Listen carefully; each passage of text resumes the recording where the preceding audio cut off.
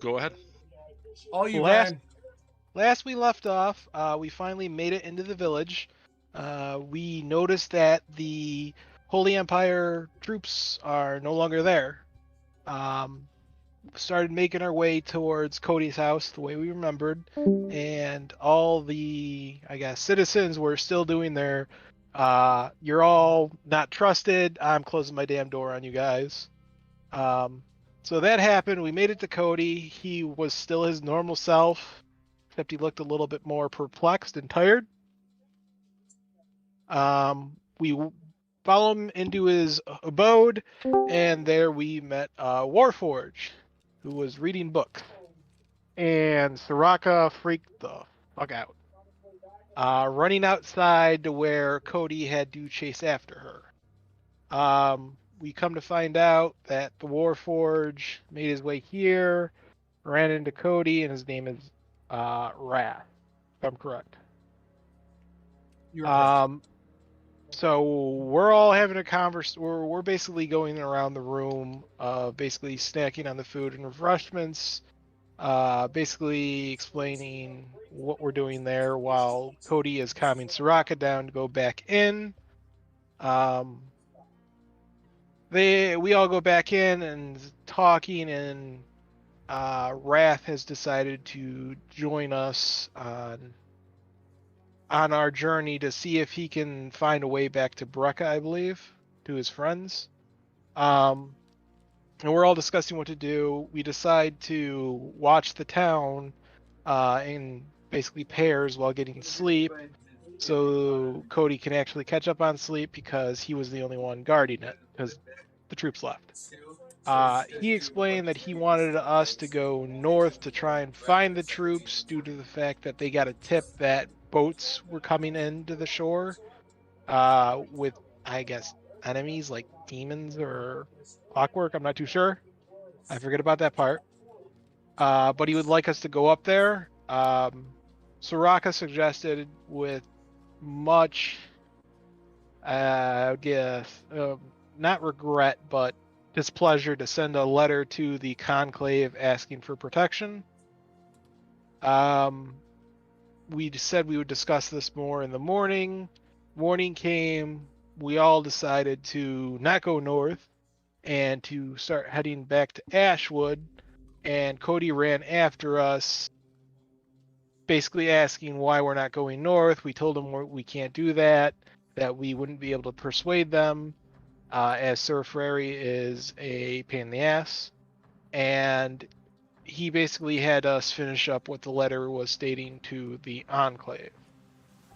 After that, we made ourselves all comfortable on the cart and started heading towards Ashwood.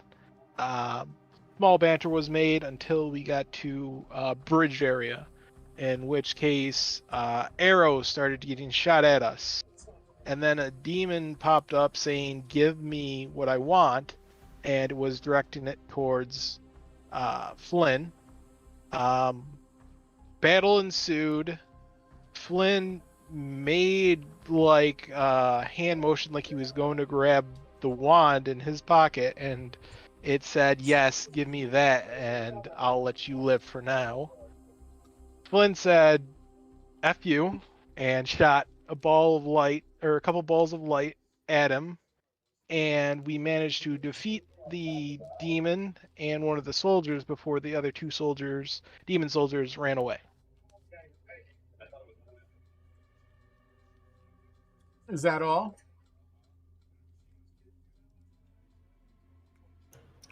We inherited another member. Oh, and the other member that was with us, Penitence, she finally told us her name and was reluctant to join us on our journey, as she didn't think she fit with us, but we managed to convince her to follow us until Ashwood. And the big metal thing. Wrath was already talked about.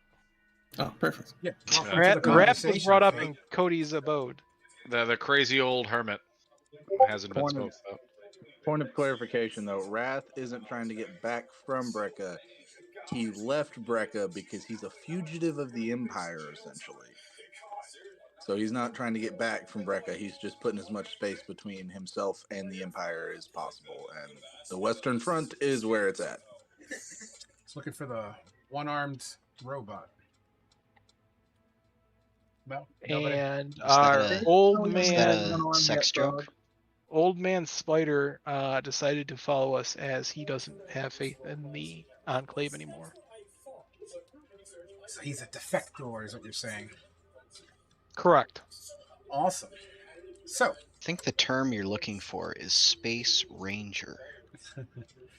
as we pick up right off where we left off, the creature itself, having been defeated, disintegrating into dust that gets kind of drifted across the bridge area, flying around to basically nothingness.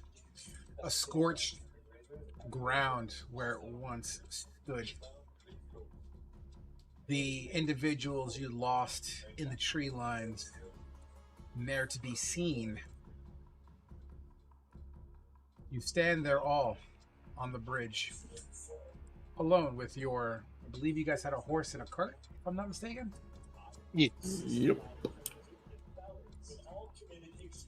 The air is clear. The atmosphere is soundless, as if the volume has been turned down for you for this moment to each ponder yourself some thoughts.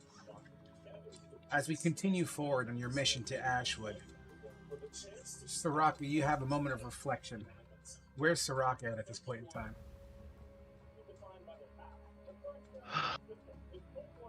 More demons. What the hell is that Flynn actually has? Are we in danger? Those are the thoughts that are crossing her head. Perplexed, as Soraka's face seems to be deep in thought, perhaps a chin rub or a sigh. Flea, you definitely catch these body ticks and body movements on Soraka as you ponder to think about what she is possibly thinking.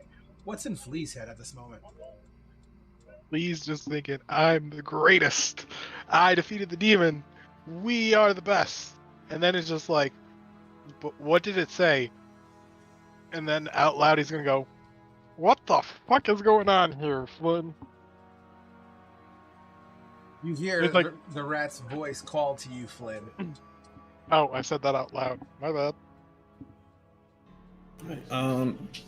Flynn is kind of walked over to where the demon was before he kind of started to evaporate, and he's just kind of kneeled down on it, kind of looking for closer signs and stuff, and he's thinking to himself, what did you give me? What am I supposed to do? There has to be something here. So is there anything in particular, or is this more of like just a moment of reflection here? It's a moment of reflection. Gotcha. Unless if I look and see something on the ground, obviously, But No, you kind of peer around the dust and, ash from whatever this creature was, kind of mixing in with the ground. This ground is, although packed out and traveled, especially on this bridge, it tends to kind of mix in relatively easily amongst some of the, grass beds here. As you kneel down to the ground and kind of sift through the dirt a little bit, just trying to ask yourself some questions, your own thoughts with you. Oh, pardon me. Penitence. You see this young mage kind of sifting through the dirt. You see a single horned tiefling giving a sigh, maybe even looking, down the river on the side of the bridge. You see a rat maybe doing one of these fist pumps. Like, yes! What's Penitence all about? Penitence is kind of hyperventilating and not entirely sure if she's ready for this kind of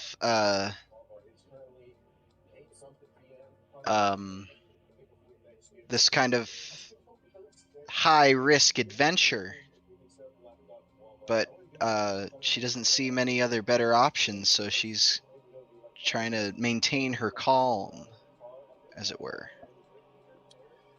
Wrath, you know, everything you've seen so far, you're also in the vicinity, you know, everyone's just kind of quiet to themselves for the first like 10, 15 seconds after this battle here. The one thing that sticks out to you is Penitence. You know, she appears to be, I don't want to say schizo, you know what I mean, but she's you know, she's got that kind of anxiety look going about her right now. She's panicking. Wrath would walk over to her after collecting up the pieces left from Joy to rebuild his bird. He'd walk over and your name was Penitence, correct? Take it this was your first time fighting. You did good though.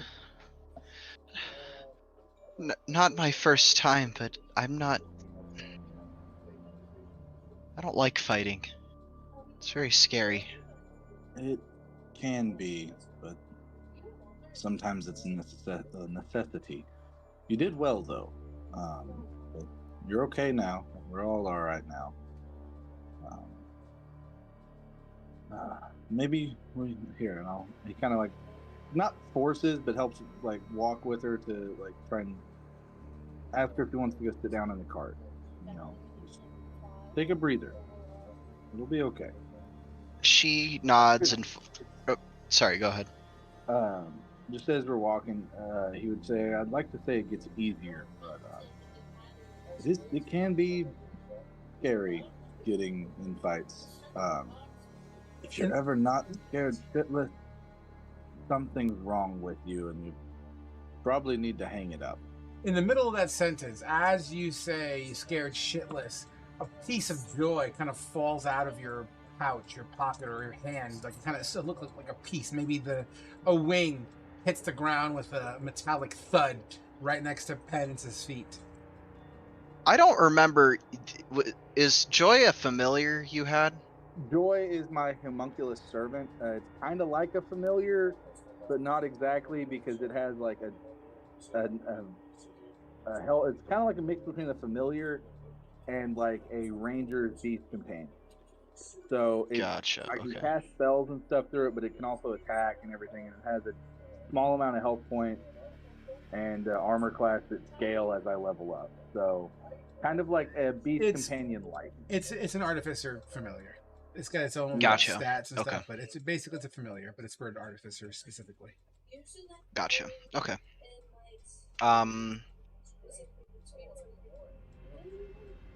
Penny's gonna notice that piece fall out. Say, it's a bird, right? Yeah, it's a metallic hawk. Okay. She doesn't get that. She just gets. Oh, okay. Go for Point it. of clarity: it was metallic hawk. Now it is a jumble of things. Penitence doesn't get the whole metal bird thing. She just gets bird. So she's like, "I'm sorry about your bird." Oh, thank you. It's okay. I can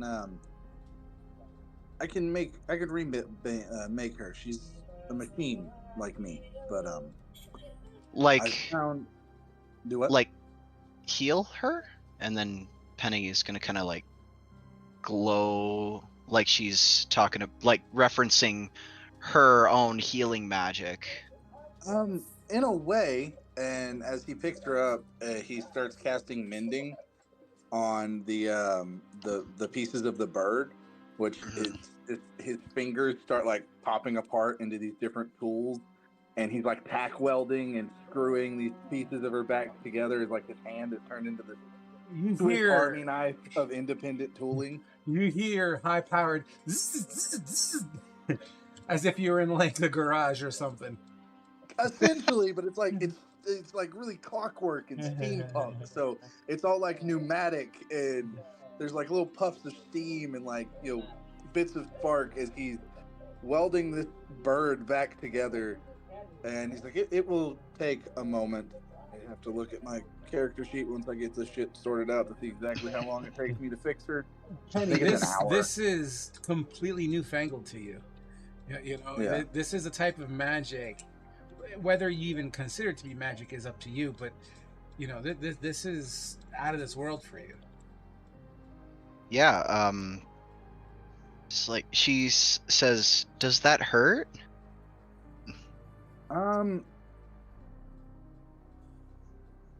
Me or the bird? Your hand. Oh, not really. It's kind of how I was designed. I was Designed. I'm a machine. What's that? A mechanical construct. It's argued if I'm a person or not. My last group that I was with treated me like I was a person, and they were my family, and I really liked them, and we fought together and alongside each other. But some people would consider me not a person, and as if I was a piece of machinery or a slave. I don't like those people. But I mean, it hurts whenever I get hit in combat and things like that. But it doesn't necessarily. This doesn't hurt. It's part of me. It's like my fingers. It's just how I am. I tweaked it as I spent a while on a boat coming over here. I was able to do some tweaks and modifications, like the scroll work on my armor and everything. But no, this doesn't hurt. Whoosh. Absolutely no idea what the fuck you're talking about. She kind of gets like, you seem like a person. That part makes sense because you act like a person. But one But takeaway. you as your entire being is fucking out of this world for her. And the one thing that, as he's explaining what he is, as far as his physical entity is concerned, whatever makes him tick, obviously, once again, we're talking alien. But the one thing that you would, as you scan him over, I mean, you're having this introduction, you're having this conversation, your nerves tend to settle out at least a tad. You would look directly into his face, and his eyes glowing. What is it, like a baby blue? It's like a darker royal blue, and but they have like a rim of like ruby red around the side, because when he goes into combat, like the eyes have like the red iris that goes over them, like closes around them, and they glow red then. But yeah, it's predominantly blue right now. You know that place? It's not so weird for her because her own eyes kind of glow. So she's familiar with that, but just this idea of machinery is weird. But she kind of resonates like, she doesn't say anything verbally, but you can see in her face that she kind of not zones out, but she kind of like, you can tell that a lot of what you're saying isn't really connecting. But when you start talking about your old party considering you a person and that whole part, she definitely seems to resonate with that. Like things start to make sense a little bit. If you get what I mean. Yeah. Yeah. But no, that's it's a lot to take in. I understand. What about? I feel like I've talked a lot. It's all right. We're working on it. It's all right. Bellix, actually, as you hear this conversation going on the other side of the cart, you once again looking at Flynn, kind of digging into the dirt, at least sifting it around. You got Soraka kind of just peering off downriver on the edge of the bridge, both hands probably like on the edge of the bridge, just kind of leaning into the bridge a little bit. Once again, Flea doing a couple fucking his old victory fanfare. What's Bellix all about at this point in time?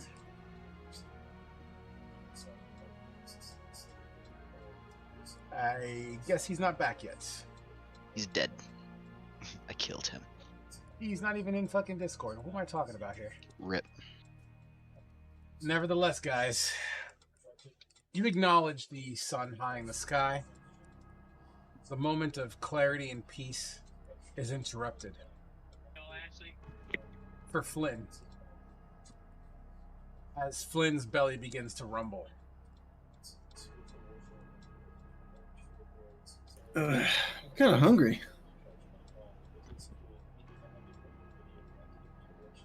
Say, Flynn, you think you can go out and grab some game? Maybe a Sure. pig? After you tell us what the hell that was.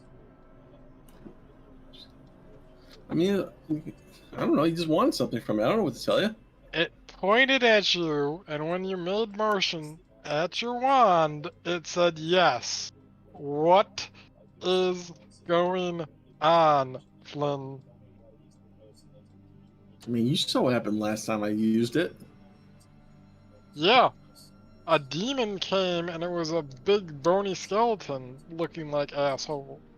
This time, it was a normal-looking demon, I assume, and demon soldiers. Who the hell did you summon? I didn't summon anyone there. He was there waiting for us. I'm not talking about him. I'm talking about who the hell did you summon back at the fort? I don't know. I'm So still you're trying telling to figure that out. that you could have summoned a general in the demon world, and these are his lieutenants and captains and shit. I haven't figured that part out yet. Okay. Well, we should definitely figure out what we do know, Flynn. And I do suppose we should do this over a campfire. If your wand is posing a danger to our company, we should know everything that we can about this, or at least everything that you know about this wand. It's true. Got 4 hours of light left. Maybe use it, and then talk tonight. How about phoning a friend? Quite literally. Do we know about his conversations? Which We conversations? know that he talked to. Yeah, we had he was there was the whole concept of who was it? Thalia and I believe everybody. Justice. Well, like, you two know that I spoke with someone by the name of Joshua. Yeah, we know he talked into something, and that guy was giving him information. Gotcha. And that there were 2 others in there. Well, let's travel down the road and make camp once we lose sunlight, and we'll talk more about this later. And Soraka was definitely, while she was deep in thought, she was definitely witnessing Wrath ushering penitence to the cart in that scenario, because she's watching him like a hawk. Yeah, absolutely. You do so. In fact, while their conversation still goes on and you usher the rest of the party, they're still in conversation. Chit-chat, explaining doodads and doohickeys. What does that do? Where does that go? What does that look like? That kind of stuff. You'll kind of go counterclockwise around the cart where the line of sight becomes clear and you can see Penitence and Wrath engaging in conversations, overhearing. 1 second. Welcome I had back. to charge my headset. Sorry. It's all good. Overhearing their conversations. Once again, it seems like getting to know Wrath, essentially, is kind of what this sounds like. This conversation is primarily basing itself around. You would just hear him kind of explaining a couple of clockwork intricacies. Yes, and so you see this piston here, whenever it is activated, it causes her wings to flap. It will cause it to come down, which triggers this piston to activate, and it causes it to go back up. And it can do that in a rapid manner, and it's all fueled by this arcane core here that I've made out of the sapphire that powers her. He's just nerding the fuck out over how this fucking hawk works, because if you remember, Wrath really likes fucking animals.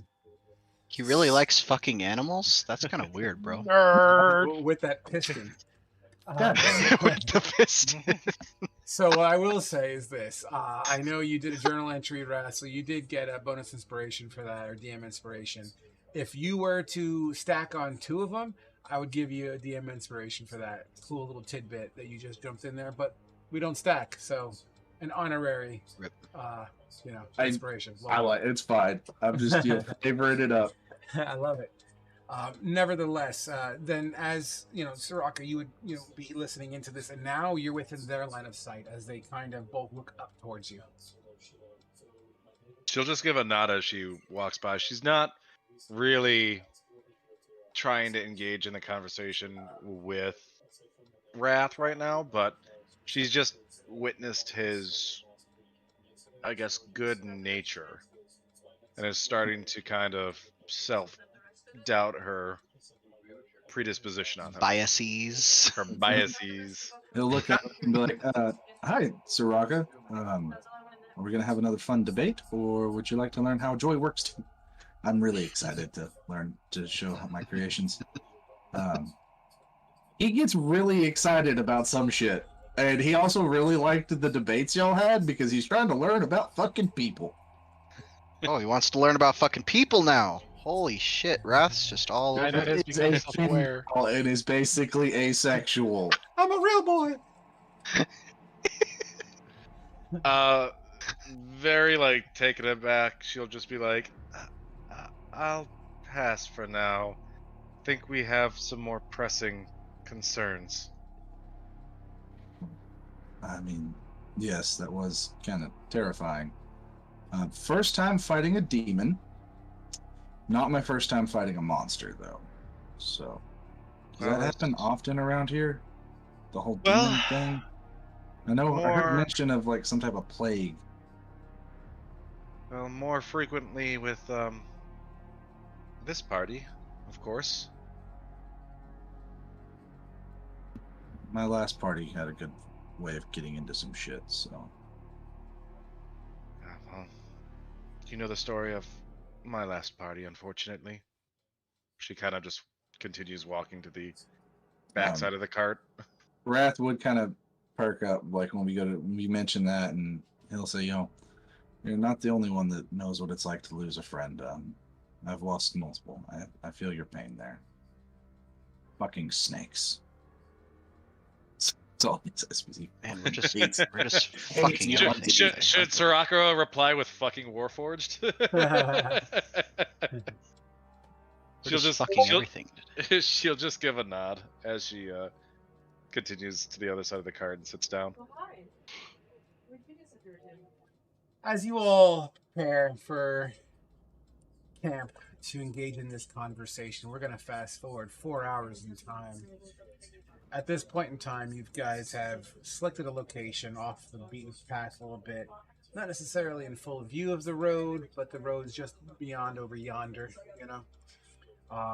finding a nice little hidden cubbyhole where the crackling fire illuminates the area. Trees kind of canopying overhead. The sounds of crickets and chirping can be heard, kind of echoing through the trees. A slight breeze would kind of whistle through the branches and leaves. A couple of leaves, because it is becoming fall at this point in time in Tal Rune. A couple of the leaves begin to kind of let go into the wind and kind of flutter past you, occasionally them brushing into your armor.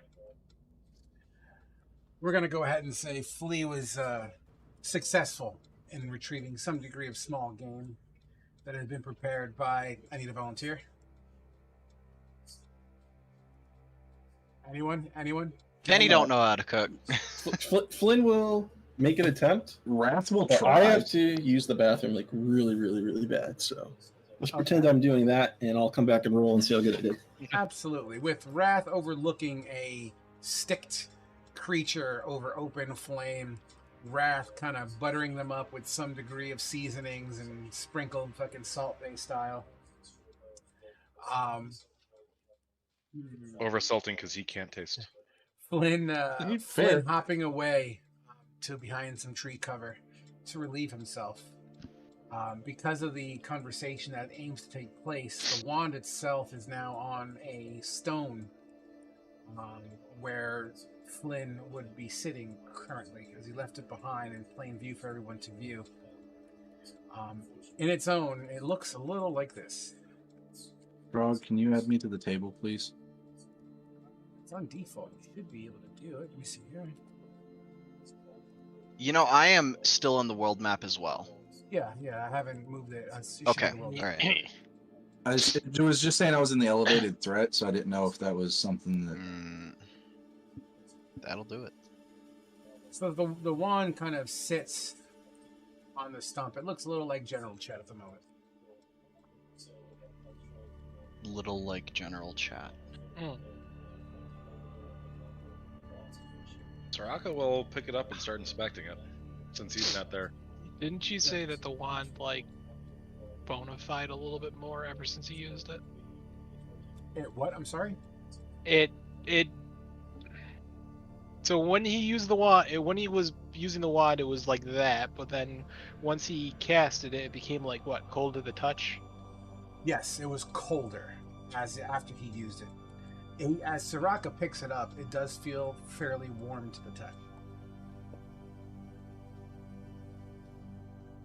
Good.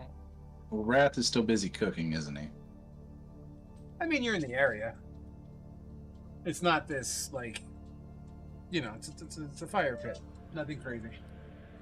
Could Wrath make like an Arcana check to see if he can pull up anything from his memory banks, his Rolodex of shit? Sure, why not? You get a shot. Pokedex.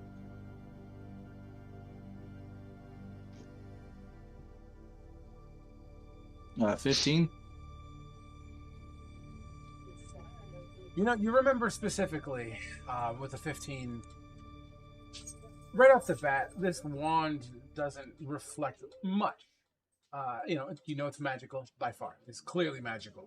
You've heard them talk about it. You heard about, you know, in passing that apparently some bony demon came out of it somehow, some way.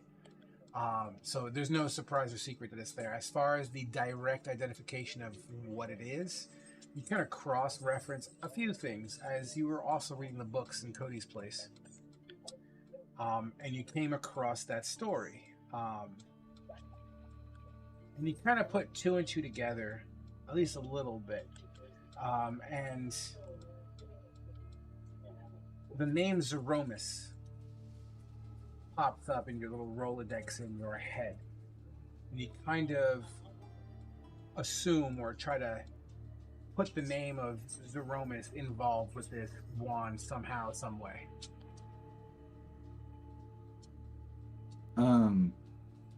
Wrath would kind of chime in then from what I can recall from the books I read, it's similar to a wand that was mentioned in one of them about Zeromus is a demon, correct, Frog? Negative. Okay. Zeromus, what is Zeromus? Zeromus was a powerful sorcerer. Okay. Back in his prime. Sorry. It referenced a sorcerer of sorts named Zeromus. Did it mention how long ago it had been that Zeromus was around, or do I need to make like a history check for that? A long time ago in a galaxy far, far away. Like Clockwork Wars long ago, or that's older? About right. About Clockwork Wars, a couple hundred years ago, sure. So close to like 1,000 years ago. Yeah, ballpark in it. That's about right. Yeah, I mean, Wrath had enough time to like go over that whole fucking Clockwork Wars book that he had, the History of Clockwork Wars for Dummies book. Absolutely. Yeah, so he just kind of regurgitate that, but it's like in a very dry mechanical voice as he's just recalling it from memory banks. Yeah, sure. And as you recall it, you basically come across this story, and I wish Fate was here right now. Fate, are you back yet? Are you done pinching a loaf? Because this is kind of important for you. I'm honestly surprised he didn't bring like his phone or computer into the bathroom with him if he was shitting. Because I'd be disappointed. I know. That's why I'm saying I'd be disappointed. He'd shit in the fucking microphone. Yeah, he would. He would. The only time he turned his camera on would be just to show us the fucking log he laid out. Oh, I'm back. Bathroom. I come back. Larry was showing the log, dude. It wasn't a log, man. It was explosive. Oh shit. Still, you would show us your fucking Taco Bell shotgun blast. Basically, just take Jesus. some like powdered chocolate milk and just kind of pour the whole thing in the bowl and mix it, and that's basically what it was. That's me every time I eat dairy because I'm built different, and by different I mean wrong. I'm lactose intolerant. All right, so where are we at? My Well, you What am left I your cooking? you left your wand on the stump when you went out to take your ED from behind the trees, and Soraka picked up the staff or not staff, the wand, and whatchamacallit, Wrath was kind of looking over it and kind of doing an arcane check, verify that it was in fact magical, which is no secret. But sorry, my dog's playing tug of war with me. So Wrath is about to kind of ramble on a story that he associated a sorcerer by the name of Zeromus that was somewhat in the area of about 1,000 years ago, about the time during the Clockwork Wars. This powerful sorcerer by the name of Zeromus, he was obsessed. He had this thing about demons, and what kind of links he can make. Basically, kind of like harnessing power of sorts. He was a very power hungry sorcerer, and he spent, from what this history, from what he has read in his time, spent years studying these texts of demonology, and specifically, and he discovered. Rumor has it that he was able to find a way to bridge gaps between worlds. This wand, I don't want to call it like an elder wand, but there was specifically a specific wand that he had in his possession, made from a very specific material. Can't tell you that part, but there's a very specific material. And it's supposed to be of a location, a material that's found in a specific location that is very, very, very rare, and very, very, very, very important. Rumor has it that his greed for power eventually led to his demise. And that's kind of the general overview of what you would have read in any kind of text or book. Flynn, why do you have this wand? I'm gonna reach out for the wand and hold my palm open. She's like extending it towards Flynn, but again, I'm gonna repeat the question: why do you have this? It's a long story. You sure you want to hear it? We've got time, and she puts it into his hand. I'm gonna put it in my wand holster on my belt. Well, it all started about 12 years ago. It all started when I was born. Wait, I was gonna say when you were born. Yeah, I was just a random kid, don't remember much, Just a normal kid in the Vale, and it's when they came one day, and explain I've been selected, and how good of an honor this was, etc., etc. And I was in a cart somewhere and ended up being brought in front of this old man and walked through a portal. And now, for like 10 years after that, it was nothing but training, nonstop, every day, reading, training, fighting, reading, training, fighting. And finally, it ended, and it was released, and I made some friends along the way, and we traveled south together.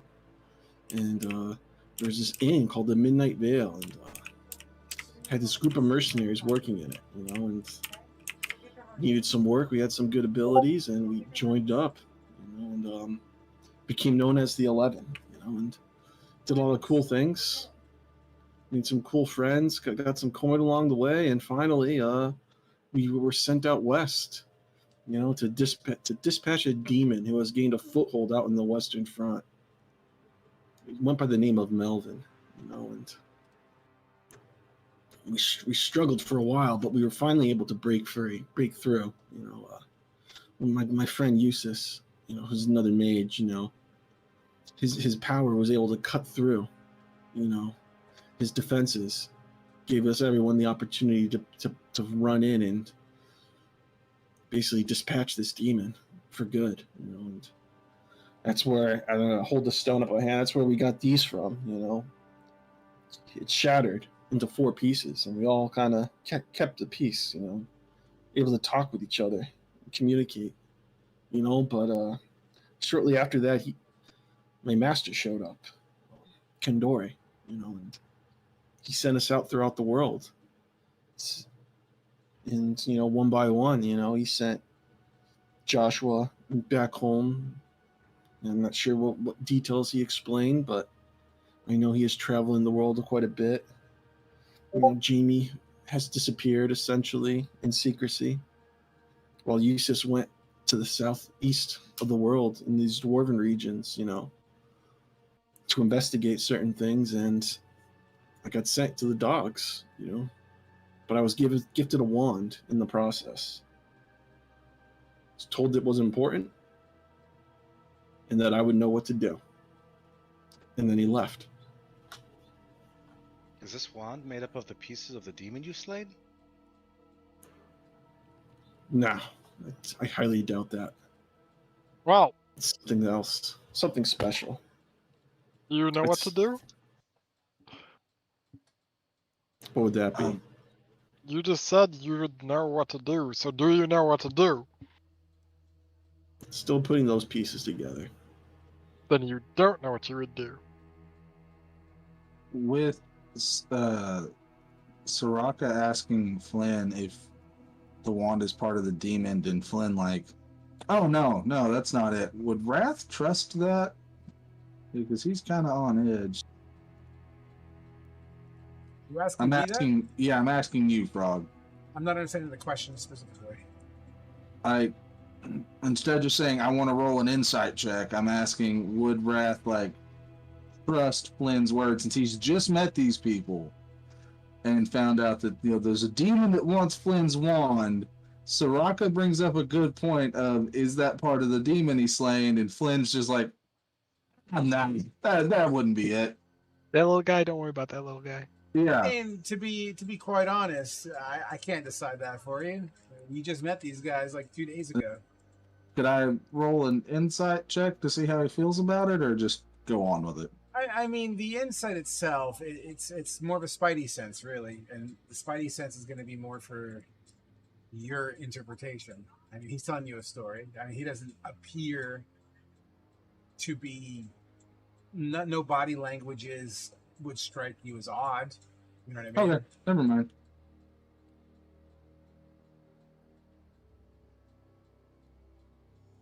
So, this isn't part of the demon, yet a demon called Astaroth wants your wand.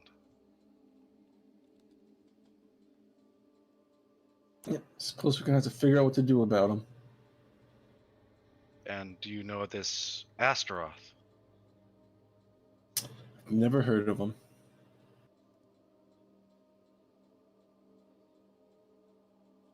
But then again, most people don't really know any demons until they meet one. Well, that just adds another lovely. This is going to be a fun journey. We have the dogs, we have the Enclave, we have the plague, we have demons now. I hope the rest of you aren't keeping any secrets. Alex just looks away, whistling softly, staying quiet. Wrath doesn't say a fucking thing.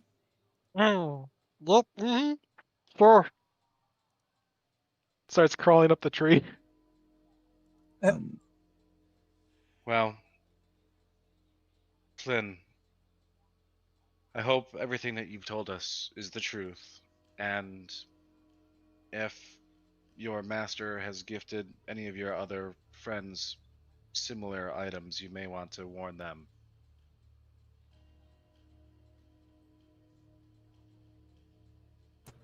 I will consider doing so.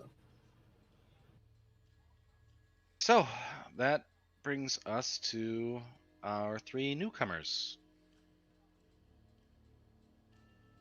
Now, I know we've not really talked about it much, but as mentioned, we are heading back to Ashwood, where it is the headquarters of the Dogs of War.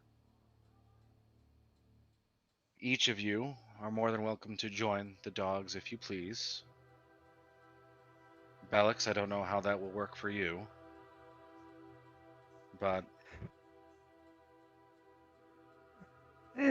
I'll probably join. It's better off if I join anyways.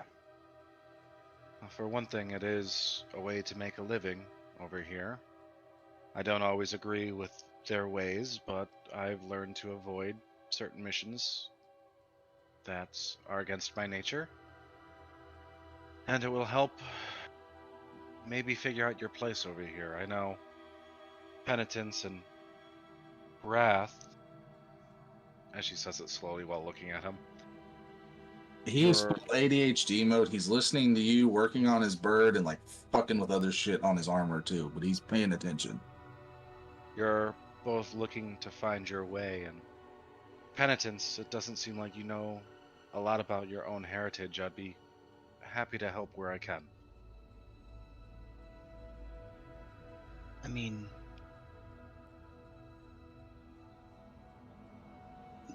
I guess it would be nice to know a little bit more.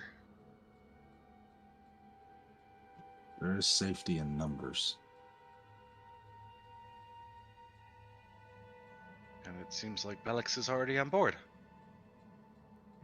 I mean, like I said before, when I left the Enclave, I was going to have a warrant put out for my head anyways. Might as well join the ones they're going to kill or at least try to kill. As an enemy of an enemy is my ally, right? Well, I honestly couldn't tell you which side is up with that right now. Y'all seem rather conflicted on who to be with. Can someone give me the Cliff Notes version of what the fuck? Because, like, y'all are part of the dogs, but you have a tentative alliance with the Enclave, but the Enclave hates the dogs, and the dogs hate the Enclave. Is this out of character or in No, character? this is in character. Matt is really confused on, like, what the fuck is going on. Because y'all talk about the dogs. You guys talk about the dogs, like y'all are part of the dogs. But then when we were in the town, there was mention of y'all knowing the Enclave and sending them a letter and talking with them. Where do y'all's allegiance lie? Or is it complicated? It's very much complicated. I know, I just asked for everyone's secrets, so I guess it would be oxymoronic of me not to disclose ours, if Flea and Flynn are not opposed. Lee will have his tail wrapped around a branch and he'll just pop down. Brr. Nah, you're good. Might as well bring them up to speed. Flynn? Suppose so. Okay. And is everybody up to date with what our scenario is? Can I cast the exposition cantrip? I guess. So are you just going to go basically just the shit that's been going on, essentially? Yeah, just like high level between dogs and Enclave and what we've been High forced to do. level. High level. You went to a city. There seems to be a town that's suffering a sickness. There's another town that's suffering a sickness, not related, or at least they don't seem to be the same. Green-eyed fucking things that blow up and morph into demons. Holy Empire's there, trying to help out, at least with one faction. They have fucked off to the north. No idea what's going on with them because you chose not to follow. You have We did try to go to Shiloh Thumar to try and track down a lead for the plague or whatever, and the Enclave stopped us. And then we had to go back, or when we were heading back, we had a dog's prisoner by the Enclave stop us and say that the Enclave is inviting us to diplomatic talks, which turned into, at sword or knife point or whatever, we had to take the head of the leader of the Dogs of War under a contract, which we pretty much had to agree to since it was our lives or take the contract. But we're all under the indecision of, is our leader really bad? Is the Enclave really good because of what they're doing? There's a lot of unknowns, and we're heading back to Ashwood to see if we can get some more information on our leader and the Enclave, possibly. So what has the Enclave done that makes y'all think they're good or bad? They've tried to help out towns, but when we talked with the leaders, it's basically like a split off of the dogs. Somebody who was higher up came back to town, and his life was completely erased by the other dogs' leaders. And sounds like it's just like a hate-filled revenge organization against them, while still doing good in the process. Okay, so they both want to do goods, just different types of goods. Dogs is more about money. They don't care what they do as long as they get a paycheck. But they're the only organization that took in Soraka. And then the Enclave is slowly becoming slightly more fanatical, which is what drove Bellix to leave. Okay, so the Enclave is slowly turning into what they hated. We don't have a we don't have a lot. Maybe Bellix has more.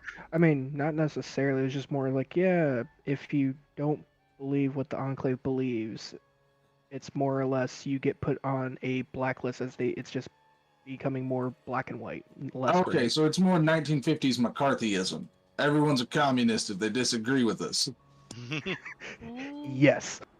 Gotcha. Pretty much. And that's how like every conversation has gone. Join or die, kill him or die. Yeah. Right. That's why Thalia also left because the Enclave basically posed an ultimatum that she didn't agree with. So she's not here anymore. Yeah. Okay. Well, I appreciate the honesty and the high-level overview. Since we all are being honest, it would only be right to let y'all know that I'm possibly a fugitive of the Empire. It's complicated. The Empire doesn't like when their toys get away.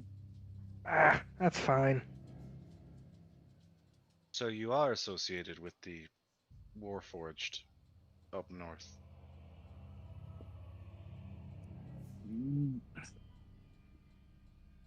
Yes and no. Yes and no. I was designed to be like them, to be a more advanced shock troop, specialized unit of advanced Warforged that could go in, sow terror in the lines and destruction. We were all given scary names like Wrath. But my handler, creator, his name was Dorian. He realized I was different. Yes, I am good at fighting things and killing and being destructive when necessary and protecting people, but he saw that. He saw I'm more of a protector. I also love to create things. He references Joy, who is like rebuilt now, but has to like essentially the arcane core that is her heart and soul has to like fuse and restart. It takes a long rest to have her back. Is like regrow, is booting up essentially. And you look at my armor, how I've decorated it and I've turned it from the mundane to this. I like to build things and make things and study. Found me reading books, and I like animals. I found out I really like horses. And I'm curious. He saw that I was more of a person and not a mindless machine like the other Warforged they had. So he tried to help me escape. because he knew that's not what I wanted. I'd asked questions and things and didn't follow blindly. He tried to help me escape because it was kind of like not necessarily a splinter group, but you know how there's like the main project and then there's like the side secret project. I was part of that side secret project, and You're getting a similar stare like what you received from penitence. yeah, it's very complicated. Just know I fled the Empire because I did not want to be a mindless killing machine. Dorian, who was essentially my handler, the only person I've known for my frog. How long's it been since I left Brecca and all that shit? Like in game, this frog was like 5, or Wrath was like 5 years old whenever he started that. I mean, I never really put an exact timeline on it. Let's just blanket and say a couple of months. Okay, so yeah, it's the only person I've known in my 5 years of existence. He's essentially a father figure. Helped me escape, and I believe died during the process. He tried to hold them off. There was an explosion, and now I've just been on the run. I avoid the Empire because I don't know if they're going to know who or what I am. Plus, they're going to see a Warforged that doesn't act like other Warforged, that has no serial number, that can do advanced things, and it just makes life complicated. So that's why I fled to here, because I thought I'd escape the reaches of the Empire, and they're fucking here because they're like cockroaches and they're everywhere seeking power. Well, you're certainly more talkative than the Warforged that I've come across.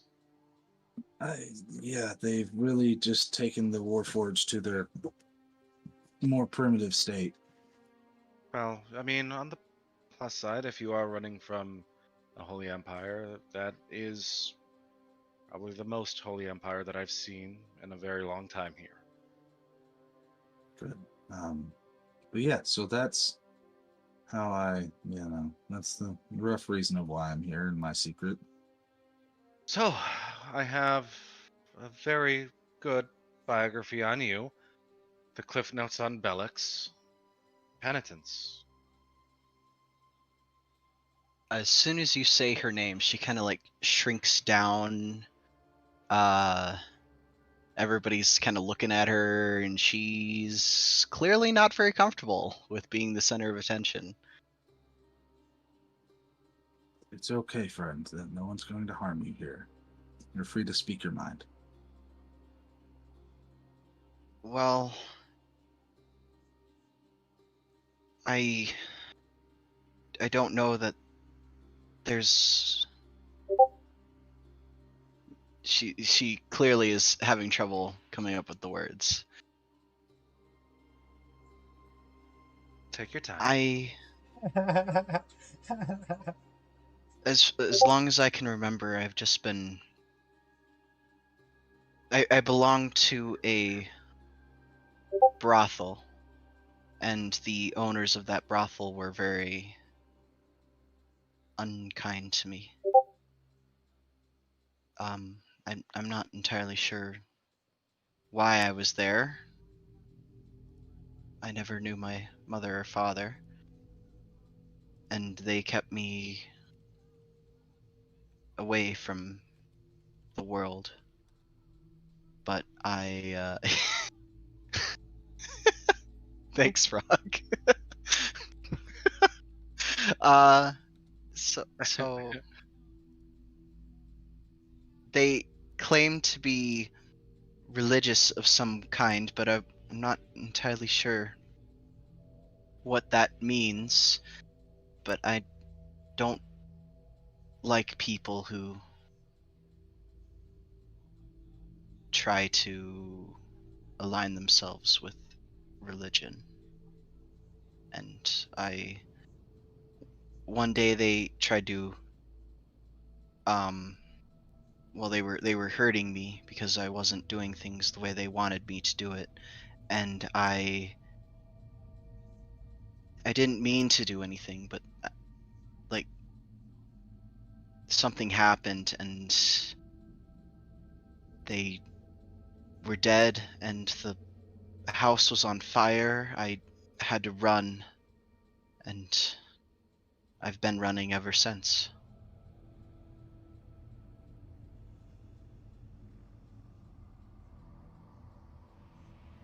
That's certainly a lot, and I'm sorry for what you've gone through. Everybody's just fucking silent. If they try I and feel like the come for you, campfire is silent too. Yeah, You like just you hear just hear crackling flames. the crackling. Exactly what I was gonna say. 100%. The flames dim a little bit. right? Flames dim. There's not even crackling going on from the fire. It's just No. slowly burning.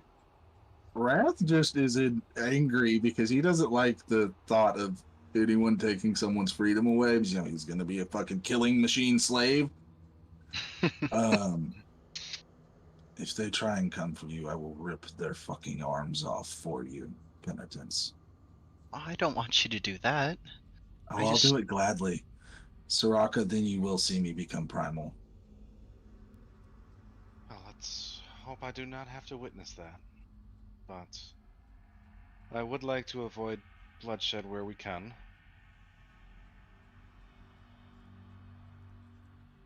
Demons and beasts are one thing, but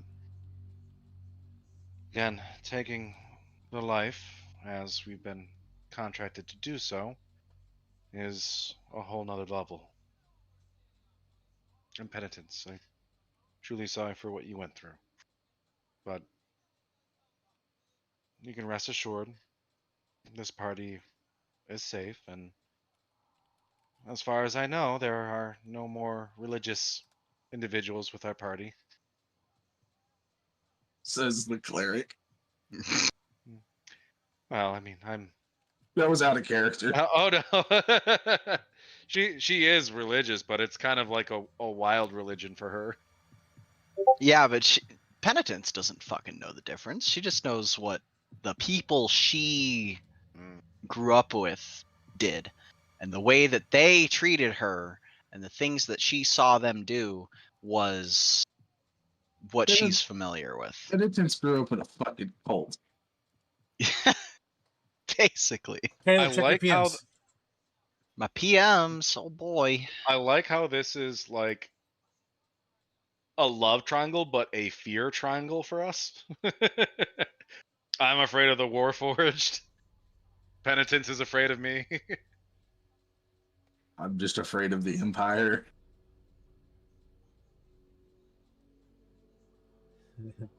Well, I feel like we've certainly learned a lot. And if nobody has any questions, we can turn in for the night. I can help keep watch. I don't sleep like normal people. Oh no, Flynn's getting first watch. He's making sure no demons attack us. I go into a stasis mode. I can still see and hear everything. I just look dormant. Well, then you can accompany Oh Flynn. yeah, you know, Flynn. you just do that. That's how Warforged work. As you all begin to button down your nightly rituals, brush teeth, whatever, eat a raspin, whatever it is your characters do. Thank you, Caleb. Whatever it is your characters do for bed. When Flynn, you're going to get ready for your first watch as Wrath takes position in the area. It goes into sleep mode. Sentry's Rest is what it's called. Whatever the fuck, dude. Sentry's Rest. He looks like a robot standing still. He's a fucking mannequin in the corner. Okay? It looks like a statue, just like a pseudo armor. Just open the back panel on his back and take out the batteries. Problem solved. He's got a People little. die. You ever watch Spaceballs? The Dots Matrix has a little symbol, like the little words on her chest with sleep, sleep, sleep. Anyway, I'm old. I mean, I've seen it, but it's been a hot minute. As you Never seen it all the way through. Classics, guys. Classics. You can't appreciate the modern if you don't acknowledge the past. Nevertheless. Okay, boomer. As you sit and watch the fire, Flynn, you hold the wand in your hand and kind of spin it around. The wand itself, you know, you're kind of rubbing it, you're playing with it. It's warm in your fingertips. And you kind of... I don't know if you saw the picture, by the way, Fate. I put a picture of what your wand looks like in the general chat. Oh, I missed that. I should check that. Oh, nice. So, one of the vine-looking tendril thingies that seems to spiral around it, it does look wild, almost as if it was plucked directly from a tree or something, like a branch of a tree or something of that nature. It is a solid wood, warm to the touch. The gem inside of it, unknown specifically what the gem is, but it seems to be really in there, and, adhered to it very, very, very well. But as you kind of rub it a little bit and kind of peer into it, the red glass gem on the end almost looks like it becomes sort of translucent in a way, where it was always not able to be seen through, at least never really acknowledged it, right? You just kind of had it and you never really gave it a good look. You kind of rub it a little bit and you feel like this etching on the side of that little nubbin on the ends.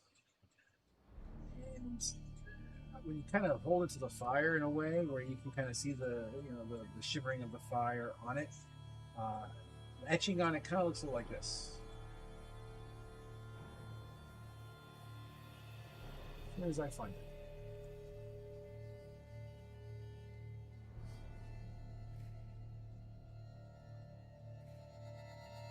Roll me a history check, please.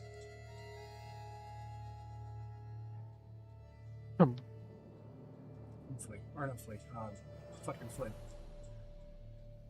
Could have nat 1, dude. Oh my god, I have inspiration. 8. You use the inspiration for that? I don't have an inspiration. Bummer. Can I give him one of my double inspirations? No, you're in sentry mode. You chilling. As you kind of look at it, you're like, I know I've seen this someplace before. But for the life of you, just can't seem to remember. Maybe it's just too late. You yawn. You say, maybe you'll come to me in the morning. As you kind of put the wand in its holster, your sending stone begins to kind of chime for you. Oh god. I kind of grab it, like, yes, it's Flynn. You hear the other side of that conversation discussing some overviews of, day-to-day tasks. You guys keep in touch with each other, give, tabs on each other. What exactly is the other person telling you right now? Who am I speaking to? Surprise me, fate. Okay. Yes. You Eustace, where have you been? It's like ran into a real big problem here, Flynn. Yeah, so we found the king. We're in a really bad situation here right now. I'm going to need a favor. It's like, by the way, as you're hearing this, you're hearing as if he's in the middle of running away from something. It's like, are you running right now? We're under Miladar right now. We have a real drow problem on our hands. I need you to focus up here, Flynn. Need you to warn whoever you can. We need some real help here. This is not going to end well. And Flynn will be like, I guess I'll see what I can do. And as you reply, middle of the reply, you hear, I guess, the sending stone equivalent of a dial tone. As if the call drops. Yeah, here, Alicia's last words like, my eyes. What? Oscar, you... Amazing. And as you hold the stone, you tap it to make sure the connection's there. No response as the line goes dead. Oh my god.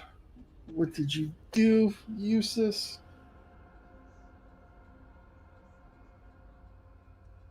And then another voice like, was that Eustace? And I was like, oh, Josh, yeah, did you hear that? It's like, yeah, what the hell did he do? It was like, how am I supposed to know? I'm not over there.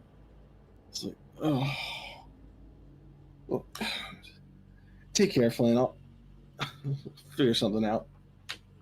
And Flynn puts his stone away and You begin yeah, to and be button like, down. "Who's next?" You begin to button down for the night. And it is on that note that we all gain the benefits of a long rest. Huzzah.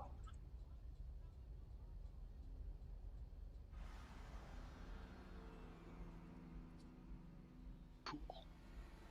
Condensation gathers up all over Wrath's body.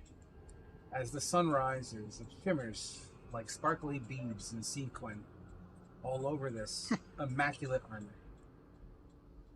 First person to wake up to the glinting, piercing glints of light going through your eyelids. Soraka, you open up your eyes, and the first thing you see is this quite lovely black armor that looks like it's got beads of glitter all over it. It's almost as if it's like this robotic Christmas tree in the morning light. Thank you for having Soraka wake up next to that. As she very quickly startles herself awake and does like the back pedal, couple feet. You backpedal directly into Penny as you bump into her with your lower back. Penny. She immediately fucking screams. The whole, like, Flea, give me a ear-piercing dexterity saving throw. feminine scream. Who, me? Flea. Oh. Oh, Flea, God. missed that. Because I know you're sleeping in a tree, Flea. 21. Nice. You get startled awake, your tail still wrapped around the branch as you swing like a possum back and forth, startled awake by the sounds of a screech. The old man, Bellix, also gets startled awake as you lean forward from the tree that you kind of Rolled were leaning. awake. Why do you just So- sound like freaking King of the Hill? No, so here, waking up from the shriek, and he's going to look that way, and he's going to hear Flea kind of freaking out of a tree, not realizing it's Flea. He's just going to point the staff, and he's going to use a charge from it and just shoot web at Flea. Abso-fucking-lutely. The webbing poof, adheres Flea to the tree limb. Flea, you're currently restrained. Deserve this. Oh god, that's awesome. Flynn. I love our party, by the way. It's like it's like fucking dominoes. My god. Wrath only sleeps for 6 hours, so you woke up to Wrath just slowly moving his hand, admiring the glittery condensation, and then all hell went broke loose. Flynn, you're the only one that is not necessarily amongst his crew, but you see, well, you wake up to all this shit going on, and the horse is, fucking pounding into the dirt with its hooves. Birds fly out of the fucking trees. My breakfast. What is going on? Penny Sorry. is just fucking panting. Sorry, everyone. Can I get Not a little used to- help up here? Waking up to a Warforged. Help! I'm sorry. Somebody? Alex, you look up and see this rat begging for help as he's coiled up on the tree limb branch about 12 feet on top of you. That's what I needed to know. Bellix is just gonna kind of look up there. It's like, oh. Well, that's my bad. As he's going, he'll try to like hold the staff up and try to see if he can't just like tear at it, but he's still too far up. My bubble! Hold still, Bellix, and Wrath will come over. I'm going to pick you up now so you can unfuck this situation. Oh, this is gonna be fun. You lift up Bellix, reaching just enough for Flea to be able to grab. Engaging his armor of magical strength. And Bellix, you're holding your staff up.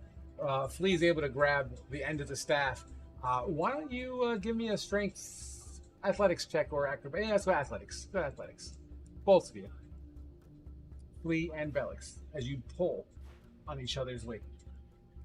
I got a 16. I got a 19. Beautiful. You hear snap, snap, snap as the webbing begins to shred apart. Oh, why don't we have a little bit of fun with this too? Flea, give me another deck save, please. Oh no, am I gonna get launched? A 19. Nice. As you peel yourself free, colliding into Bellix. Bellix, dexterity saving throw. Oh no. Oh shit. Does he have advantage from Wrath holding him? Nah. You're holding his legs. We're talking about an old 17. man's spine here. What was that, Bellix? 17. 17. Not bad. This rat collides into your chest. And as he begins to kind of fall backwards, he takes his tail, kind of wraps around your midsection, and he digs his claw, or his hands, into like your shoulder, digging in a little bit. No damage, but flavor. As it kind of shreds a little bit of your clothing. But you're able to both maintain Wrath. You feel the natural, the thud of that extra weight as you begin to lower Bellix down to the ground. What the hell are you? Some damn cat right now? Let go. Excuse me, Mr. Ashford Rubs. Why did I just go southern? Y'all need some fucking therapy. This rat just sets y'all down and like No, I need to not get freaking put up against the freaking tree branch with a web spell. Look. She, as he points over towards Penitence, all I heard was she shrieking, woke me up, and I hear something above me, so I casted a web. Yeah, why do you think I was swinging? I was freaking startled awake too.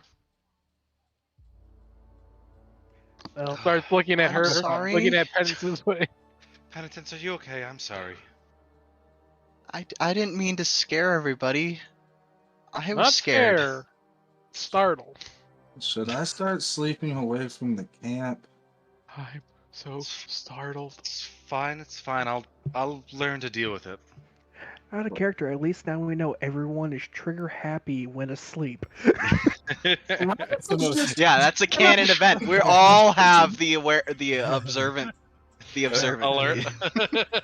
Well, no, because it says you can't be surprised, and we were clearly all very surprised. Yeah, we have This the is the most- anti-alert one. It's the most dangerous group of healers I've ever seen. We have so many heals. Nah, see, that's why we don't need a tank, because we just pump heals into our damage dealers, and that's all we need. A heal tank. We just let the wizard So be up front and be Raptors- tank because we have enough No. heals to keep the wizard alive tanking. Yes, the wizard is now the tank with his fucking shield and mage armor combined. Well, that was a lot of excitement. Is everyone ready to go? Oh, there's all this web all over me. Starts picking it out of his fur. You Would you peel rather have pieces of that or webbing. something that burns? It gets stuck on your fingers. You kind of roll it into a little ball to flick it off. Piece of it gets stuck in your fur here and there, but with a little bit of due diligence, you're able to clean yourself off as you begin to travel down the road. You all know that Ashwood is possibly a few days away. The cart is going to cut some time off. It's at this point in time that we're going to say, let's go with 3 days. What are you guys going to be doing for the next 3 days? Let's start with Penny. Well, I was gonna say that Penny doesn't really have much of a personality, so she doesn't really have much to do other than just kind of be bored and see the world. Unless somebody else wants to interact with her at all, that's kind of it. She doesn't have much to do. Soraka would definitely be interacting with Penitence, especially being Okay. a tiefling. Okay. Wrath would be as well, since she kind of works as a soundboard for him just to babble about his mechanical machinations. So, outside of the conversations that you both and Penny would have. Wrath, what else would you be working on for these next 3 days? He would just be, you know, kind of for flavor, doing like minor tweaks on his armor. At one point during like one of the nights while we're resting, like they would see him actually step out of his full suit of armor and see his regular body, and they'd see that, you know, he's missing his left arm from like half the bicep down is just gone. It's a jagged fucking breakish, you know, tear. Cool. And That's awesome. and then I see what you did there, by the way. Well done. yeah. But he would try and talk to the party. He'd have, you know, tinker around with Joy some, possibly have her go and like, you know, play, like not necessarily play, but like keep penitents company type thing. Awesome. Flea, 3 days. What are you doing? So since Flynn's driving, I'm just riding shotgun. It's like those the freaking shotgunners in the westerns. Just has like his crossbow We're ready. not in the western. I said mean, we're in the west, yeah, but we're not quite. Different time period. But now. no, it's the same concept. As you And keep- he's based So you and Flynn are going to be basically mingling throughout the majority of this trip. pretty Got much. it. Flynn, you're driving. Is there anything you're going to be working on during the course of these 3 days? Flynn's going to begin to. I think Flynn's going to try and imbue his belt with some magical properties and begin that long process. Okay. Remind me for you and I to go over it so I know what your goals are. We can do that off camera. That's fine. Awesome. Soraka, you said you were chilling with Penny and Yep. Bellix. 3 days. What are you going to be working on? He was going kind of more or less just kind of relax and chat with Raka for a little bit here and there. Gotcha. All right. You're all mingling, getting to know each other. There is one bit of dialogue that I think we should cover before we get to Ashwood, and I think it's relevant. And as far as flavor goes, I feel like Soraka would be the one to bring this up. So I don't mean to railroad you, but I think it should be open dialogue here. The mission that Maurice has given you to basically assassinate Matua. You know, I know that last time, by the way, I'm speaking out of character. And the last time that this was brought up, a full discussion of what the plan was, if at all, was never really solidified. So I feel like Soraka would bring that up, kind of proactive versus reactive. You know what I mean? Yeah, and sorry if I wasn't clear on that, but the plan is to go to Ashwood to see what information that we can dig up on Matua as well as the Enclave to help us make a decision of which way we're going to be going. So it's going to be, you know, go to the dogs as normal, you know, take on some quests, see what we can learn about Matua from maybe the Orons or something like that. And see what information the dogs may have on file about the Enclave. Gotcha. And as you're kind of going through this in your head, as far as your plan of attack, you recognize and realize something as you reach into your pouch. You pull out a contract. A contract that you had acquired amongst the previous party, I believe, in relation to dropping off a very specific redhead. A contract that you never fully investigated, or at least never fully turned it in. And I feel that Soraka would use that as a opportunity to foot in the door, to open up dialogue. As you would remember very specifically what the rituals are after contracts are fulfilled. Out of character, do you remember that? Don't we? Do you remember what specific rituals happen? We eat. Oh yeah, we do eat. Oh shit, we get we that have- good cheese. We have 2 contracts though. What's the other contract?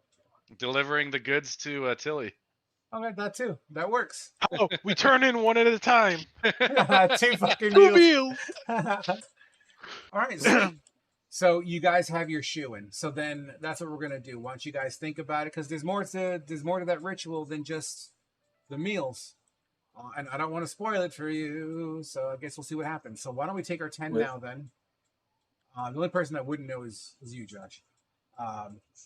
But yeah, it's 8:36 in the PM Eastern Standard. Let's be back at 50. All right, and then we'll pick up from there. Can I add Cool. one thing Wrath would do with the time off? Since Sure. we took some of the swords, he would take see if he can get one of the swords and just use it with his smith tools and like heat metal if he had to like make some little metal trinkets out of it Sure, I'm For his- totally on board. for his magical tinkering thing. That's fine. I'm totally okay with that. And to the newcomers, Sirach would be like, well, if any of you are thinking about joining the dogs, I would do so before I turn this in. Do you have The a dogs- second to talk about our Lord and Savior, the fucking dogs of war? How do you? We've been Sirach- trying to reach you. About your just want dogs to of join the war dogs. extended contract. We've been trying to reach you on your carriage cart's extended warranty.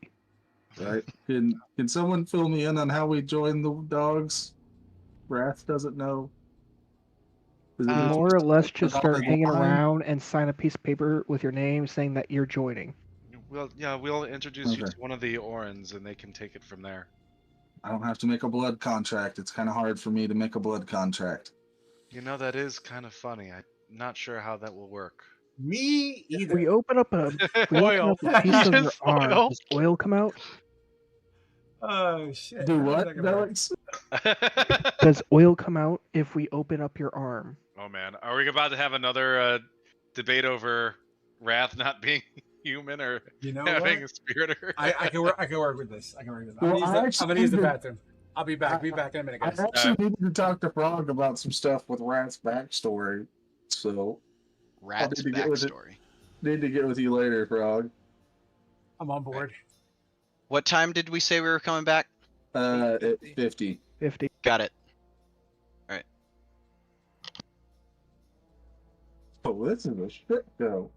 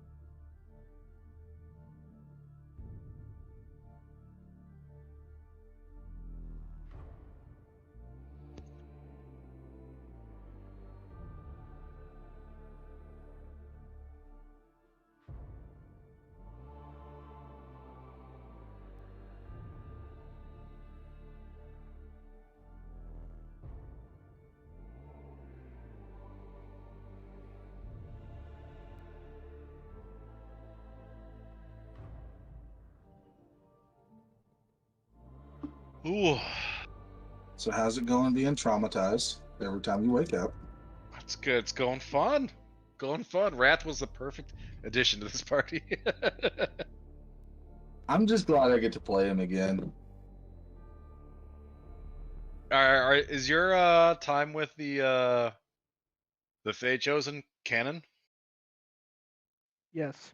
Yeah, I would assume so. Yeah, 'Cause that Okay. kind of is what led Wrath. So like, what led Wrath to y'all's campaign is that he was on his way back to Brecca whenever he ran into the Fey Touched.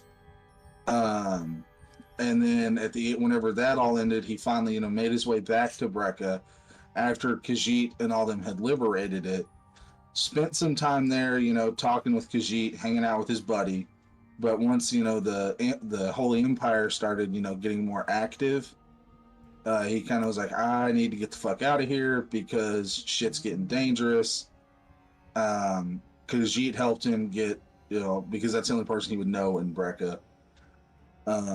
Would have helped him get like a boat to travel across the ocean to the Western lands to get away from the Holy Empire.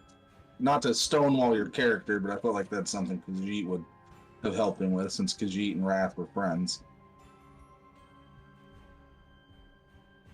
And then, yeah, he landed, and like shortly after he got to the Western lands is whenever he met y'all. He landed made his way to Tully, or whatever the town's name was. Tilly, and was reading the books there. He'd only made it to that continent where maybe a day or so. So you're fresh off the boat. Yeah, and like that's why on the boat ride over was whenever he did all the carvings into his armor and like made joy and everything. It was like a remembrance of home, and since he always liked animals, he has a pet now.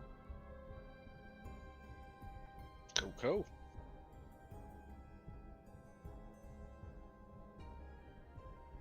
Man.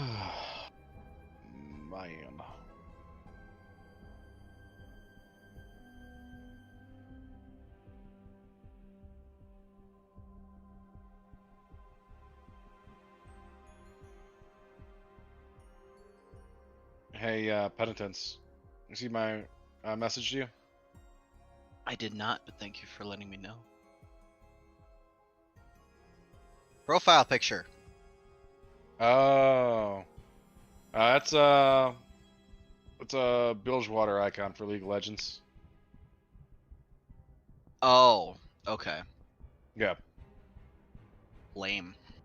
Oh wait. Are you talking about the Soraka icon? The Soraka icon. Oh, so that I used. So I just used my Hero Forge thing, and I used an AI generator. Gotcha. Yeah, Interesting so technique. Okay. Yeah, just take a screenshot of like your Hero Forge person, and then AI generator, and boom, done. It doesn't work very well for Asher's character because it fucks up the arrow that he's holding for like shooting it. It can't figure out what the fuck that is, and makes it just random fucking things. Yeah, like sometimes it really messes up my the in-person table that I have. They did AI generation art for all of their players, and the dwarf, it constantly makes a female. Like instead of like a beard, it makes it, those like the really curly hair. They are trained to see long hair and immediately identify that with a woman. But that's just because it's using the internet as its and the internet obviously leans towards associating long hair with femininity. So that's like a common thing that I've noticed, because like even though like as soon as I like if I wear a wig or something like that, as soon as that happens, fucking woman every single time I use one of those filters. But just as I am right now, it comes out with like the kind of man-ish thing, kind of like a androgynous man sort of look. Yeah. What AI generator did you use? I think I used Mirror AI. AI Mirror. Yeah, wasn't it the phone app thing that you posted about in Yeah, Jingle yeah, yeah. Chat? Hmm. Yeah, I'm sure that's there the are. one that I'm sure there are better ones. That's just the first one that I found. I'm it's familiar free. with Starry AI, which is another one on my phone. That one I've played with a lot, and it's a lot of fun. Yeah, it's, You can train it yourself, and it will also do different. You can like select different art styles of people in like the fantasy artist community that it'll train off of, and use their stuff as a basis for what it pumps out, which is really nice. that's pretty cool. Yeah, once I'm ready for other character art, I'll probably look at some other stuff. I'm hoping that it gets really sophisticated at some point. Although there are like moral issues with it becoming super sophisticated, but at the moment it's fun to play around with. Shit, is this Ashwood? Shit, And is my this computer's dead. Ashwood? God damn. Seeing it Yeah. live. Welcome to Ashwood, everybody. That's our ambiance atmosphere. As you Why approach, is it called Ashwood? I have to know. actually, give me 1 second here. There's one piece of. That's a good question because I don't see a lot of ash trees anywhere. I just see a lot of pine and one I don't maybe see any two ash. maple. Either. Wow, this is not a believable town whatsoever, Frog. No ash Frog, trees? come on, man. What is this, birch? Get I out love of how here.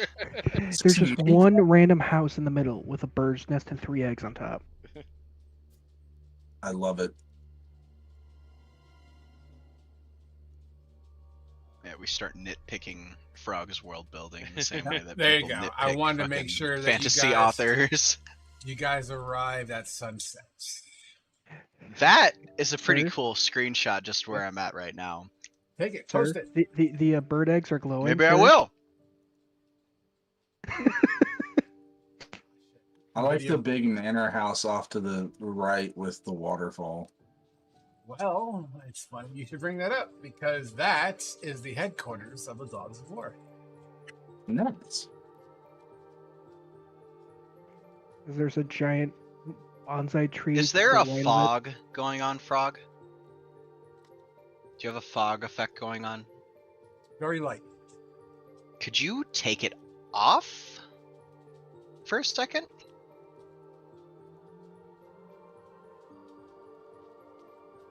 Please hold. I think it's fog. It's Oh just no! light. Yeah, no! Put it back! Put it back! Yeah, put it back. Sorry. Came on too strong. That's much. It's much better as it is currently. Have to say, I do need to get a little bit more. Oh My god, version is it ruined broken. everything. Where's this? It's tree with really a giving fountain off like frog? some Lord of the Rings vibes right now. And I I love wish it. you could like alter like the perspective of which you're looking at something other than just being straight, always looking down on it, you know? Well, there is a POV mod you can add. I just don't know how to use it properly. Where you literally go into your token's point of view. Well, yeah, but I don't want that. I want to be able to. I don't want to be my token. I want to look at it more straight on than just looking at it from the top, because I want to get more sky in there than I get what you're just saying. ground. And there's also like a lot of stuff going on that doesn't lean itself. Where's this tree where I'm too supposed to throw well. money in and not take it as a money grubbing rat? So, the original Ashwood was formed well before Telspire. So, let's just say that part is in a different section of town. Not depicted here on this table. Also, Frog, I have to say, I am gonna nitpick this part. The bridge right over not a river with a land. Do you know what I'm talking about? Yeah, I see it. It's hard to, yeah, it's not a river. It's something that it would just take a few extra steps to walk over and be around. There. Is that better? I still see bridge. You don't see water now? Oh, now I see, well, I see water, but it's still, the point still stands. You can just still walk around that. All right, walk around The that. bridge is obsolete. Holy shit! Flood everything. Look, we don't have Here's no the war. World. There's no one named Noah, and we do not have an ark. Shut the hell up. Wrath is in plate armor. He cannot swim very well. He can learn. Is there anything else I need Thalia's to do also fucking scared. to appease you No. people? Hey, No, just me. Just me. Yes. I want a giant lightning bolt to hit the middle of town and just burn it all. Start getting rid of it. All right. Can we get Don't a touch bird anything. just sitting next to the bird nest is all? So we can see what type of bird nest it is? It's a rock. It's a rock. Those are actually rocks, Matt. So this is Oh, your. they're glowing blue rocks so, and a random bird's nest on top of the house. No, Got it. I'm saying the bird is a rock. ROCK or ROC.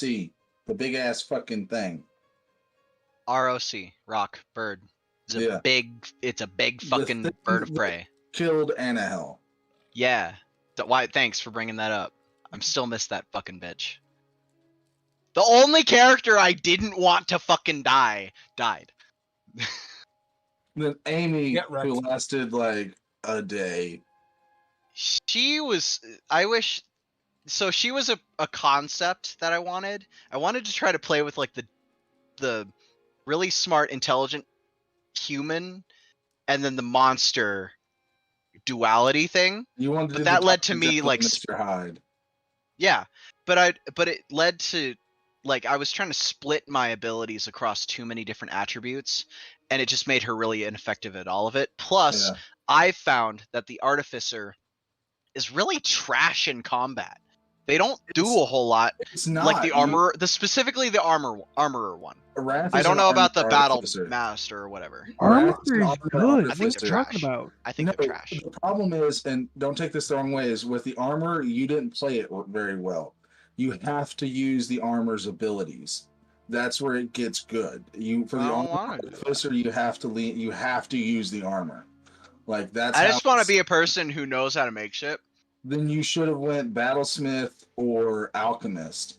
I don't or want to do that. artillerist. I don't want to do because those. armor. I you- don't I do wanna- want to. I do want to play around with alchemy because I've been playing a lot of Elden Ring and listening to a lot of lore videos on Elden Ring, and there is so much of that game that is inspired by like medieval alchemy. On a side note, It's we kinda get super back to the interesting to session. dive into that and get like a historical perspective on the themes of that game. And so Yeah. now I kind of want to play an alchemist, but I also don't want to play them like I want to play like an NPC who doesn't do Die. combat but supplies the party with things outside of combat that are really really helpful. That's the kind of character I really want to play right now. So an alchemist Yes. artificer. We're gonna Can we bring this get back back to the now. session? All right, here we go, guys. So, as you make your way towards town, it's been 3 days. You arrive at the mouth of the city, hidden away in very lush, thick wilderness. A main road crosses over a bridge, opening up into this little slice of Eden. The closer you get to town, the more you see activity, people in the streets. We all know, well, most of us know, the last time we were here. We know that Ashwood is known for its high fur trade.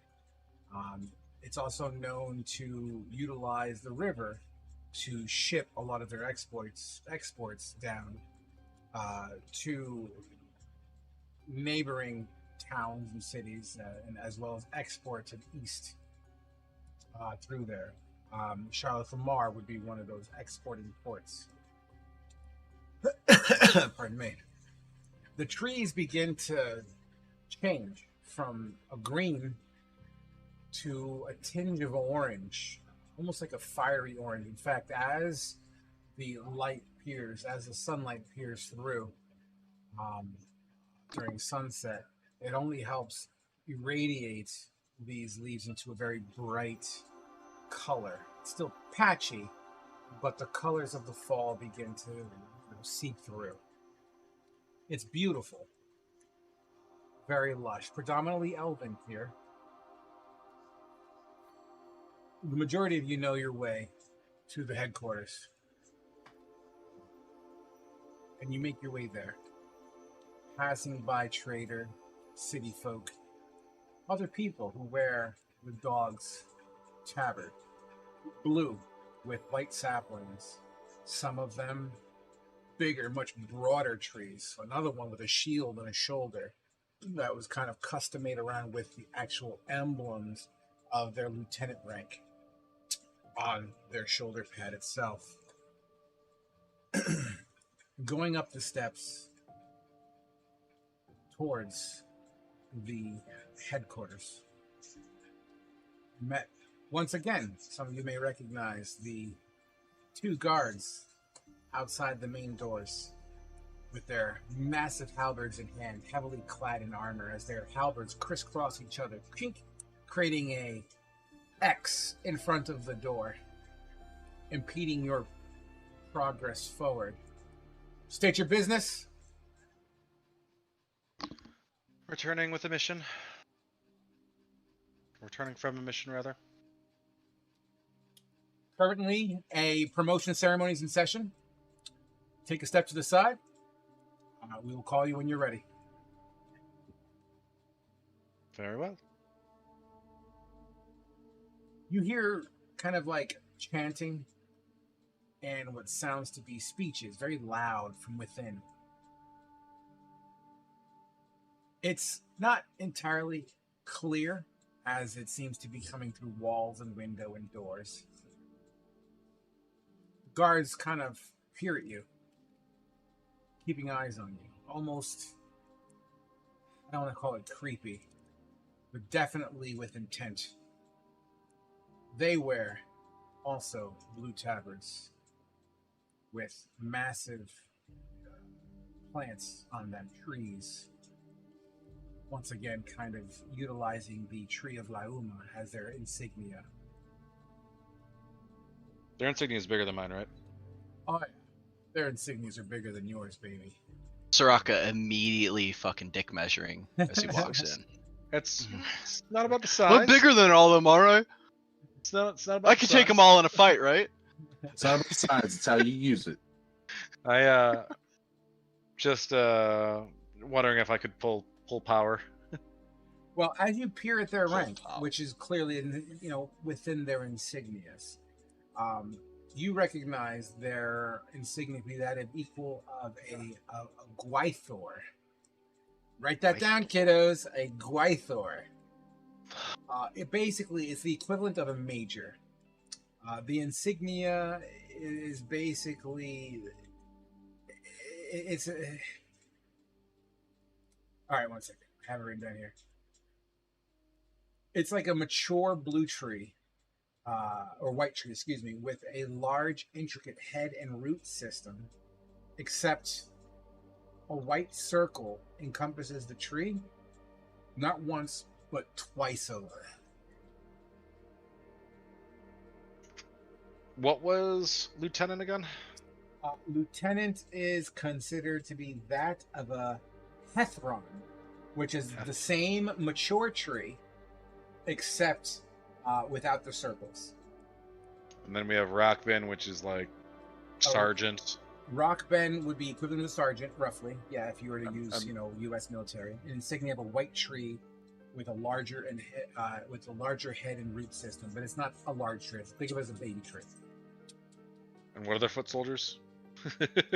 Okay, why don't we just go through the ranks, peoples? Well, so far I have the Orans, Gwythor, Hethron, Rockbin. Correct. If you want to get from lowest to tallest or highest, we have a Matar, an Arado, an Othar, a Mathor, a Rockben, a Turgala, a Hethron, a Kano, a Gwythor, a Thoron, a Thangil, and then an Aran. Thank you for playing. What is Soraka? Soraka is a ruckman, basically a squad lead of sorts, a sergeant. Okay. Yeah, you went pulling rank with them, buddy. Shut up! You're not even a rank. Yeah, you're still a whelp to us, new blood. Well, unfortunately, the ranks of the dogs of war apply to those with a heartbeat. Oh. Damn. Everybody shits on the robot. Nevertheless, Y'all after really make me not want to join y'all's party. as you all wait, about 10 minutes go by till you hear a creed being spoken. And then the guards on the outside shout, "Acknowledge the newest Hetheron of the Dogs of War." Doors open up. And the first thing you would all see is this massive, giant book that seems to be strapped to the body of an individual human walking through the door. Proud, wearing brand new threads, man. A beautiful, beautiful insignia of a large tree, the root system. No circle. Touting the rank of lieutenant. And as the book breaks away from this person's face, peering at you. Shit, who would actually remember this? Oh, Flea, Wood, and Flynn, right? That's it. Oh, this is the dude that was totally infatuated with Thalia. Marconi. Marconi. Oh shit. Didn't he give that book to Thalia? He gave Yeah, and she wore it around her fucking neck, and it gave her a +1 AC. a book, not this book. This is a book. This Okay. is a very large Bible. When I say large, I mean like 2.5 feet tall, maybe 2 feet wide. It probably weighs like fucking 40, 50 pounds. He wears it like a shield. Basically. Wait. Fucking bashes people. It's basically his armor. Yeah. This one gives +2 AC. Okay, now I'm just out of character. I'm just totally confused because I So can is see he- where you're going with this. So is he Kinda. naked just with like a book in front of him? Nah, He's got duds armor on, on. but this is his thing. That's his jams right there. Power fact- of Christ will protect me. Yeah, you even see dings in the book's edges here and there as he walks through. This book is weathered, but it looks to be well maintained. For as much dings are in it, it's cleaned, it's cared for. It's almost as Helm if this was protects its him. baby. Absolutely. Somewhere a space marine is breathing heavily. As he walks down the stairs, about 5 feet away from your party, Flynn? Is that you? Marconi? Marconius? Wait, the same Marconi that Joseph was talking about. Yes. Where's- Joseph. where- He told me about you guys. So he's out on mission right now. Of course he made it back already. Oh, he's been back for a couple days now. That asshole owes me a crossbow. Is that where he got the thing? I believe he Yeah. said something about throwing it away. I think something about it broke. Oh, He should He's be gonna back. pay up. He should be back in a few days. If you want to hang around for a bit. we'll be here a few days. He's gonna pay up. That's not necessary. I guess congratulations are in order. Thank you. It's been something I've been working for a long time. It wasn't easy, you know. Joseph still thinks that I don't deserve it, but you can't really tell if he's being crass or not. But Seth and Fulton had my full support. In fact, Seth is up for promotion soon. He wants to be the next rock band. Oh, Good for him. Joseph's still an asshole. So how have you been? Where's Thalia? that's a long story. She's alive. Was she called She's upon for higher alive. purpose? Yes. She decided to find her higher purpose. I knew Helm was going to be summoning her sooner or later. It's just a matter of time. I mean, it is his will. I mean, I have to agree with you there. She was all for it. I hope Helm protects her and guides her for her true purpose. She will change this world. Believe you me. She will be spoken about in scripture one day. If she is as big as you speak, then I believe she will. As you should. Helm makes it so. And Helm's word is law. Nevertheless, listen to me rambling on. So what brings you guys back to Ashwood? How's your latest mission going along? I'll let my rock band speak for us if you don't mind. You and Flynn know the guy. Yes, but I'd like to introduce her. Her name is Soraka. She's our new Hello. leader. I don't think we've really met. No, hello, Soraka. He kind of salutes towards you. She had her hand outreached, and she'll just pull it back and do an awkward salute. Where are we supposed to post screenshots at?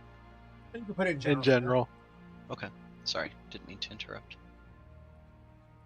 Well, it's lovely to meet you. So you're the rock band of this group? You know, you have big shoes to fill. Lady Thalia was rock band of this group. Oh yes, I'm aware she was a great person.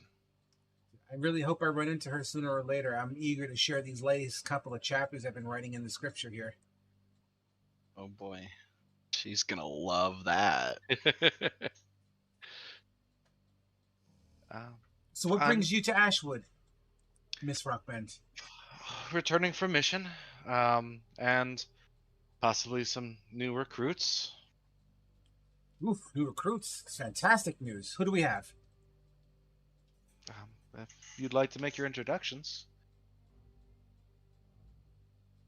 Hi, I'm Sir Marconi. And you are, as he extends his hands to Bellix. The name's Bellix, as he reaches over and just shakes his hand. Are you still wearing your Enclave tabard by chance? I really hope not. I mean, I Didn't know really last think of time we that, spoke that it was tattered, but... I mean... Give me a sec, I'm gonna flip a coin. I feel like we would have had this talk before entering the dogs. Yeah, well, I could have done something. I think Soraka. I feel like Soraka would be diligent enough to say, "Hey, put that shit away. I mean, we did Throw have, it out, burn we it." did all have that shit. red tabards on us, so I'd feel like we would just toss them away right before we got to the dogs. No, we could have them stored. I mean, it's not like we're wearing them. We like. I assume that dogs would have like tabards, like, yeah, look what I killed. I'll That's go with fair. that, because otherwise it's going the other way. So I'll just go with that. Okay. So, what brings you to these neck of the woods? You're a bit aged, wouldn't you say? Is Marconi aged? Not as old. He's not as old, but he's an older, gruff No. guy, I thought. He's a gruffer guy. He's definitely showing some salt and pepper. Yeah, unless someone's like stupidly old, I'm pretty sure Bellix has got the age gap on everyone. You know, Bellix will turn, kind of look over. It's like, does it really matter? The sword doesn't care what swings it.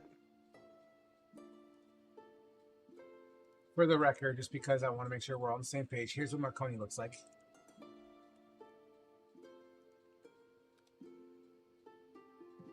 Yeah. That is a I big remember him. book. Also, look at the picture posted above that one, I see that. That's lovely. because I worked on that. Very Going hard. by that picture, Bellix might be slightly younger or on par with his age. Yeah, we'll add a little bit of black back into that beard, okay? He's Okay. automatically Oh, de-aged oh, by oh, 10 this- years. I tell you what, push me, and I'll take him down another 5. The camera adds 10 years. I mean, look, I'm just saying, he looks like an old man in that photo. This is him in 10 years. See, as Are you sure that's not technology gets older, things get smaller. So the book, it's more microed. So that's not the book that he has Down to a now. +1 now. That's I the think book that- he I think has in that's 10 him in years. 2 years. I think that's him in 2 years.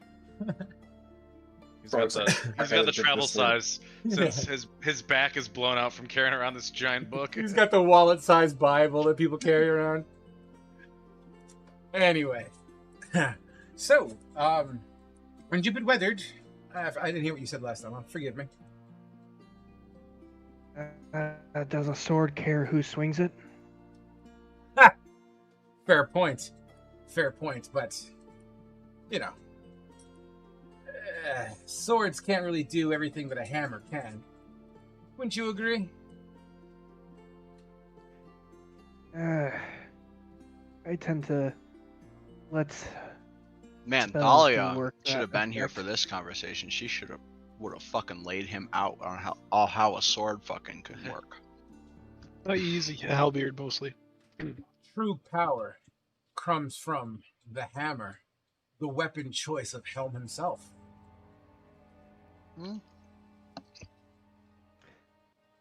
Wow. Whatever floats your boat. True power Wrath comes could from roll life. his eyes. Wrath would. He then turns his attention to a cloaked and hooded female. And Miss, pleased to make your acquaintance, as he gives a slight bow, respectfully. She doesn't know what to do. She doesn't know the courtesies. So she just stands there, kind of like stiff as a board, straight up, hands to her sides, kind of looking around, not sure. You're in headlight. I look forward to seeing both of you enlist. We could use as much as we can. And let me be the first to welcome you. After your oath says, dogs themselves. We appreciate you for being here, as he gives you a hearty salute. Sounds like a fucking army recruiter. I like how Wrath was completely got skipped over. Yeah. Yeah, fuck Wrath. Now, as he looks over back to Soraka, I see you bring helpers? Helpers? Yes, the clockwork, right? He's here to help out. What did we put in a bid for some workers? Laundry and stuff. Much to my surprise, this Warforged, I have a name. quite human, as you can see.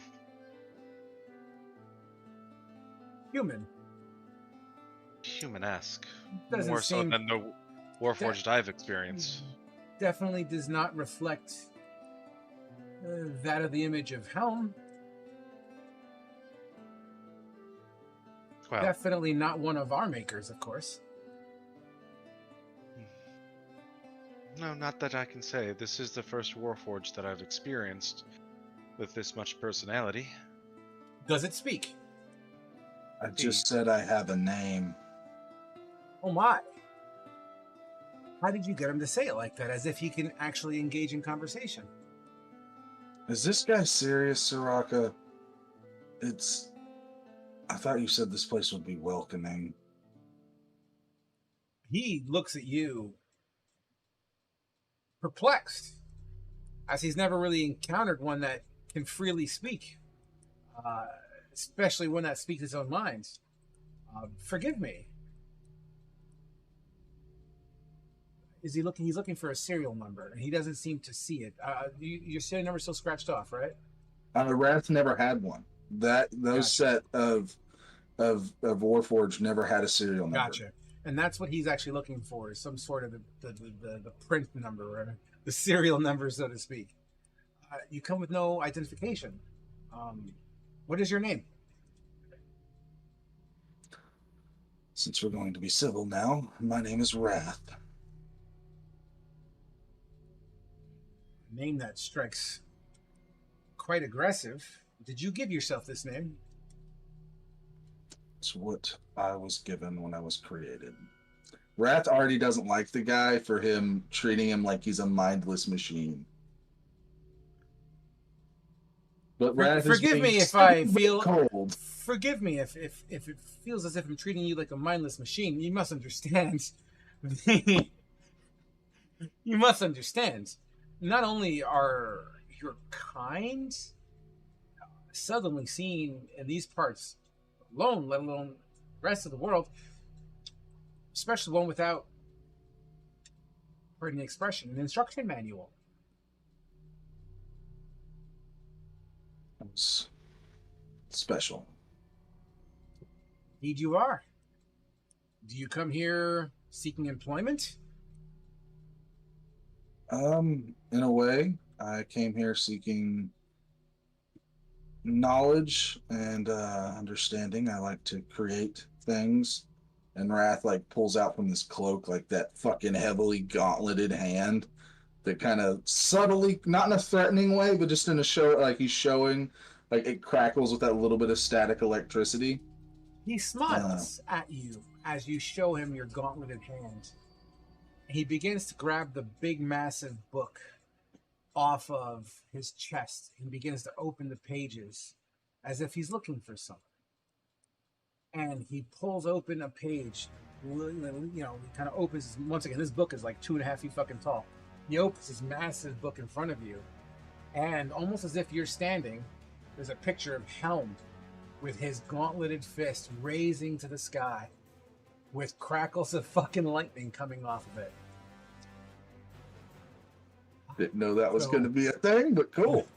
Maybe you are of the maker.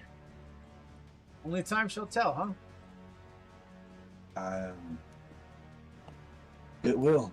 And don't worry, I know how to handle myself in this fight, if that's what you're also going to ask. Did you know Lady Thalia had a gauntlet of her own?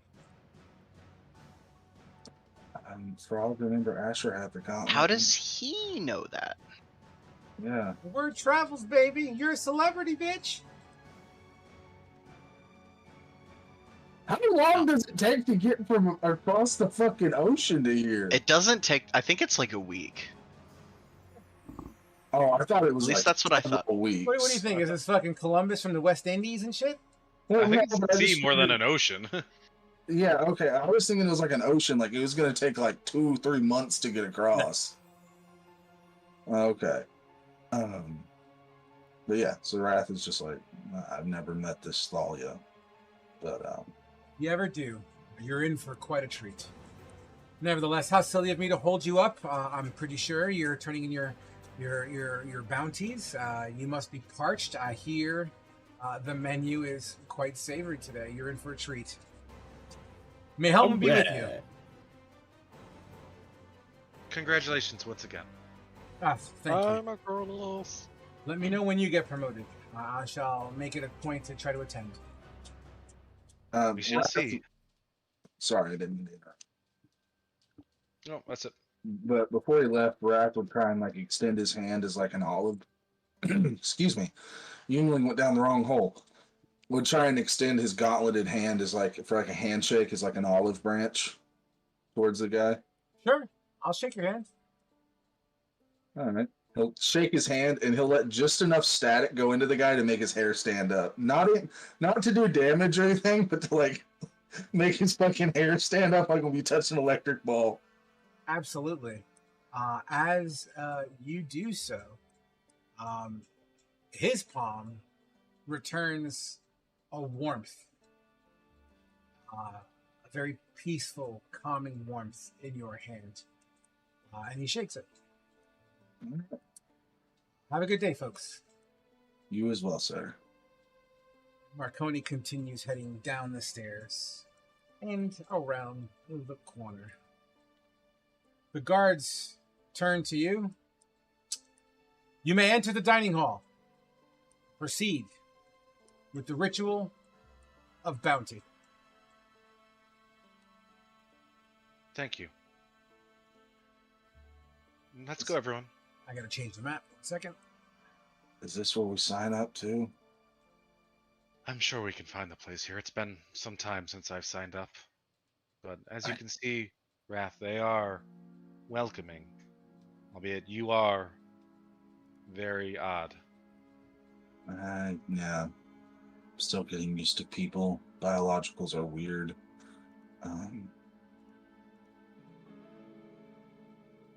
You make your way inside, down the stairs, around the side. The building itself is fancy as shit. I'm talking oak, silk, candlelight. The walls are lacquered wood. This place is like the shit. The floors have a high gloss on them. You know, it's wood with a high gloss. You can see your own fucking reflection in the shit. And like the paneling, like, you know, the wood grain and shit like that. It's just, oh, beautiful. Absolutely beautiful. Chandeliers, the works. You make your way to the dining hall, which is more stone based. And it looks a little something like this.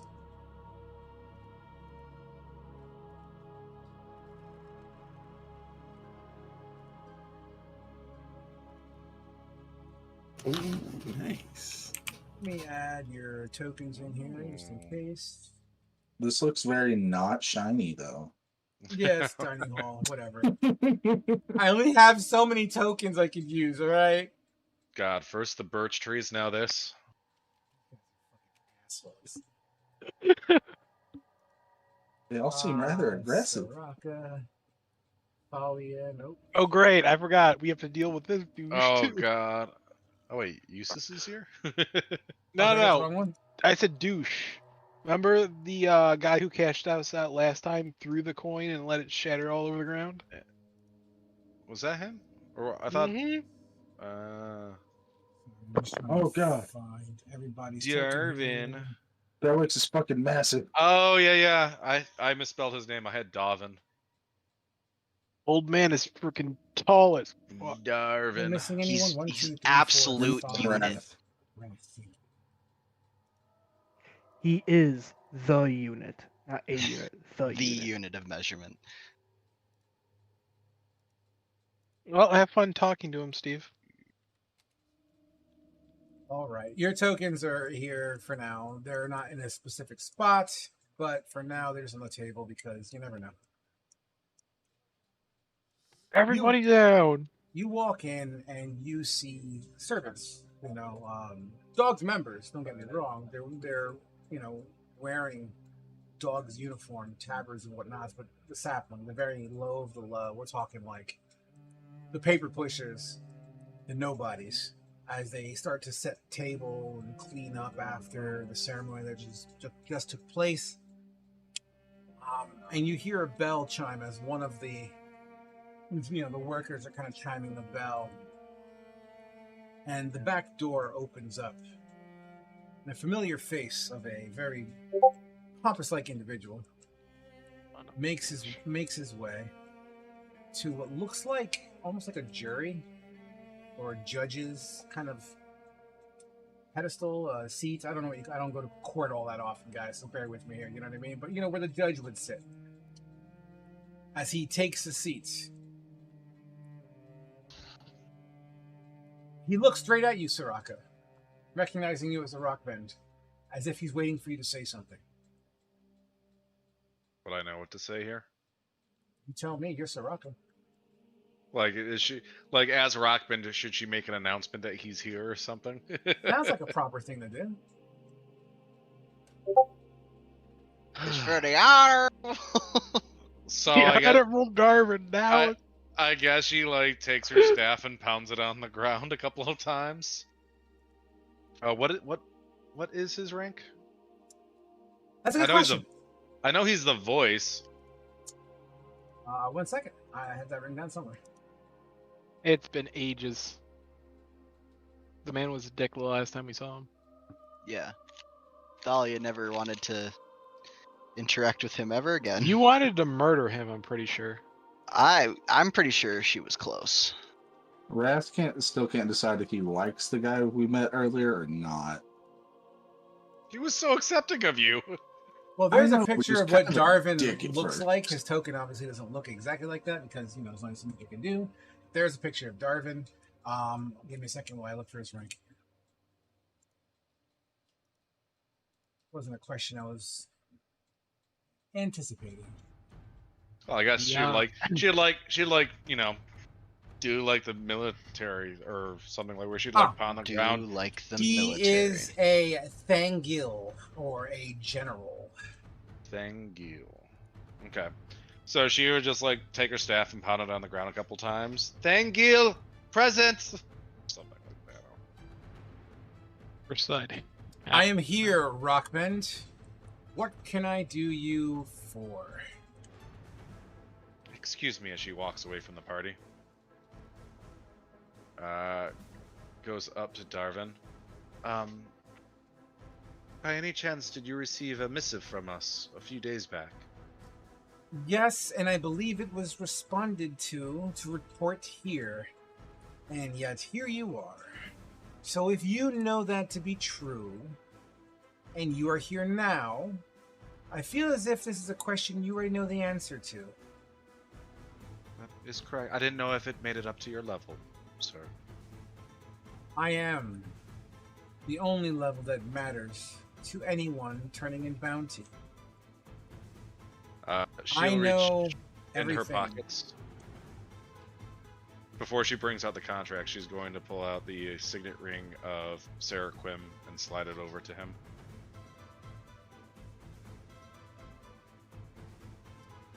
What is this trinket you're trying to give to me now?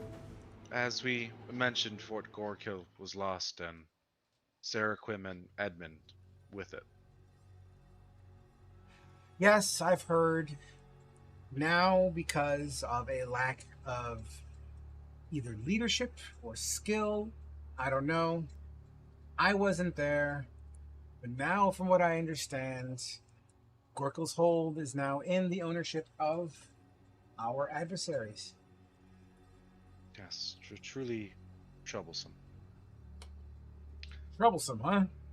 You should see the paperwork I gotta do on this. Well, at least hope we celebrate Sarah Quim and Edmund's life. Yeah, probably. Definitely, sure. So what business do you have? And she'll reach out and pull out the contracts for him. Ah, the ritual of bounty. Give it here. Hands over. Would that be one contract or both? This will be both. Fine. Give it here. He kind of opens it up and... Is there a Thalia here? No. She was the rockbin of this group previously. She has departed. Would her bounty portion be going to a kin or divided amongst the party? We would divide it amongst the party, and we do have some new blood here wishing to join. Could we handle that here as well? Can we handle your bounty first? Okay. Thank you. Before I continue, is there anything else you'd like to say? No further interruptions. Fantastic, thank you. One second, let me read this. He begins to read. He definitely seems to be in a rush. Maybe he's tired. It is late in the day. Servers! Prepare the banquet. While I read this over, take your seats. Prepare for the ritual of bounty. She'll give like a receding bow. The servers begin to come out. As they open the door to the kitchen, you can see, like, not smoke, but like that, that kitchen steam that kind of comes into the banquet hall a little bit here. Flea, you catch a whiff. Give me a roll that you think would make sense to identify whatever it is that you're smelling right now. I think that would have to be like perception, because if I'm smelling it, I would definitely be looking around for it. Works for me. A 7. You smell some sort of meat that maybe appears to be sugared. You think you smell a variety of fruit. Oh, and that must be cream cheese you smell. Lee's eyes are just like it's just like widening as far as possible. I'll take yeah, a lot. As the servers begin to lay out the dinner table in front of you, this massive long table with food, they begin to show you all what the meal is for today. The 5-course meal is as follows. The main meal, actually, let's not start there. The first piece of the meal is a candied bacon, which is displayed in front of you with a variety of garnishes, greens and oranges, to kind of match the season.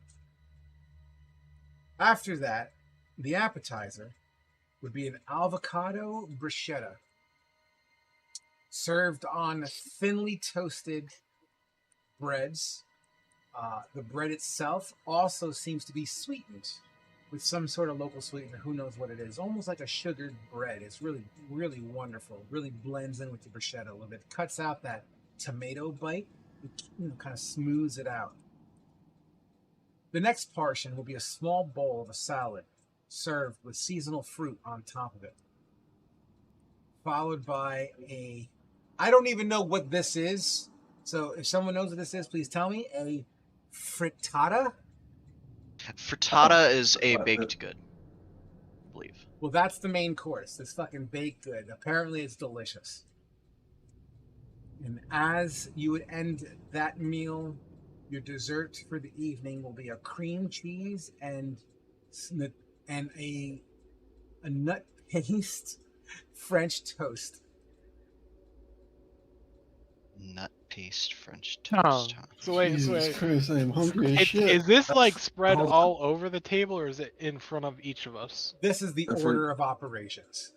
A frittata is an egg dish. It's like a quiche. like a quiche. It's like an Italian quiche. Gotcha. So yeah, I say that because I don't think we're gonna have to RP you guys eating candied fucking bacon. Wrath doesn't eat food. Yeah, I tell you what all that is. As Yeah, Wrath that's sits why there and just Flea's watches. taking all your food. Yeah,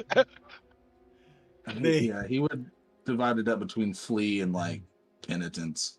Flea is just like Fucking- stuffing the bacon into his pocket right now. Fucking, Actually, what is Penny's reaction to all this food? Penny doesn't know what the fuck any of it is. But it Penny is smells unfamiliar delicious. with all of these. It smells like something. She is confused. She hurt herself by mistake. Yes. They bring out a pint of Castrol GTX for the robot. Uber Rose prefers Motorcraft synthetic. Fucking SAE 40. So so you guys, that's the meal. As you would kind of see, Darvin head down on the parchment, going under the table, and you hear the sounds of thuds on a desk. Now you can't see the thuds because there's that blocker, you know what I mean? Kind of like a little DM screen that he has there. But He's got a little GM screen. but you can hear what sounds like coins scraping across table periodically.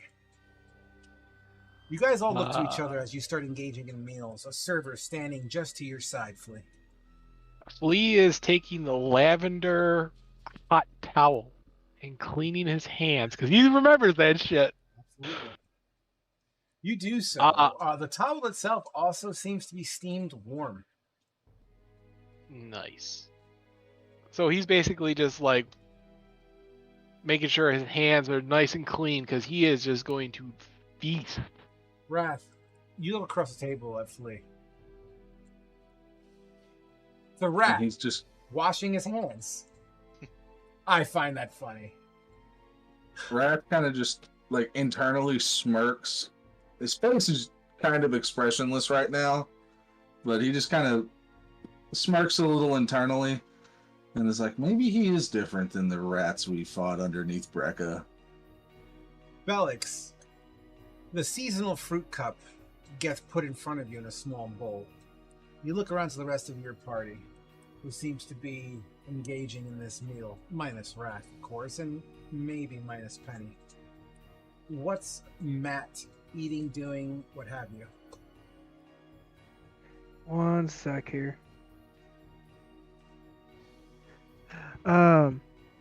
He's going to kind of just look at it and reach his pocket, and or as he reaches down towards the bowl, he's just going to cast good berry in his hand and just make it look like he's eating the food out of the bowl and just eating the good berries instead. I thought you were gonna old man pocket the food. That's what I thought. That's what I was waiting for. He's fucking. Oh, this is delicious. Bellix has just a bag of holding of like old food and Werther's Originals. He Don't gets a little tempt me. styrofoam clamshell. Roll I me a now have a sleight mission if I of, get it back hold. roll me a sleight of hand, Matt.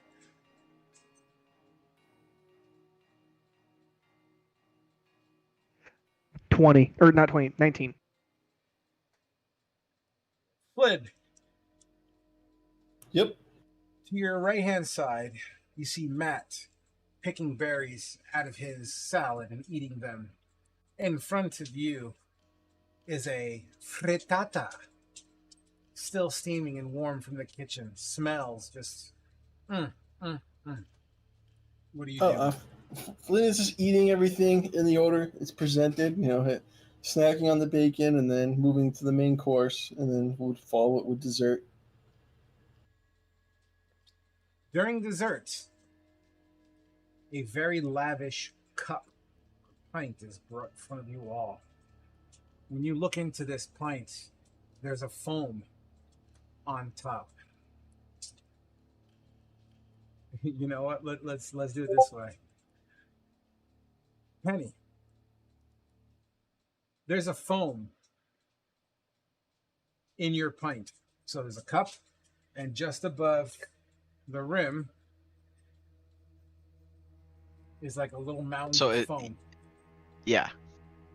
Is it beer? You're welcome to touch it and see. Okay. She's gonna she'll poke the foam. When you poke the foam, it leaves an indentation of your finger. But when you peel it back, there's also a little bit of on your tip of your finger. A little smidgen of that foam. A little bit on the tip, you say. It does. It doesn't seem to be, it's not frothy. It seems to be a thicker foam.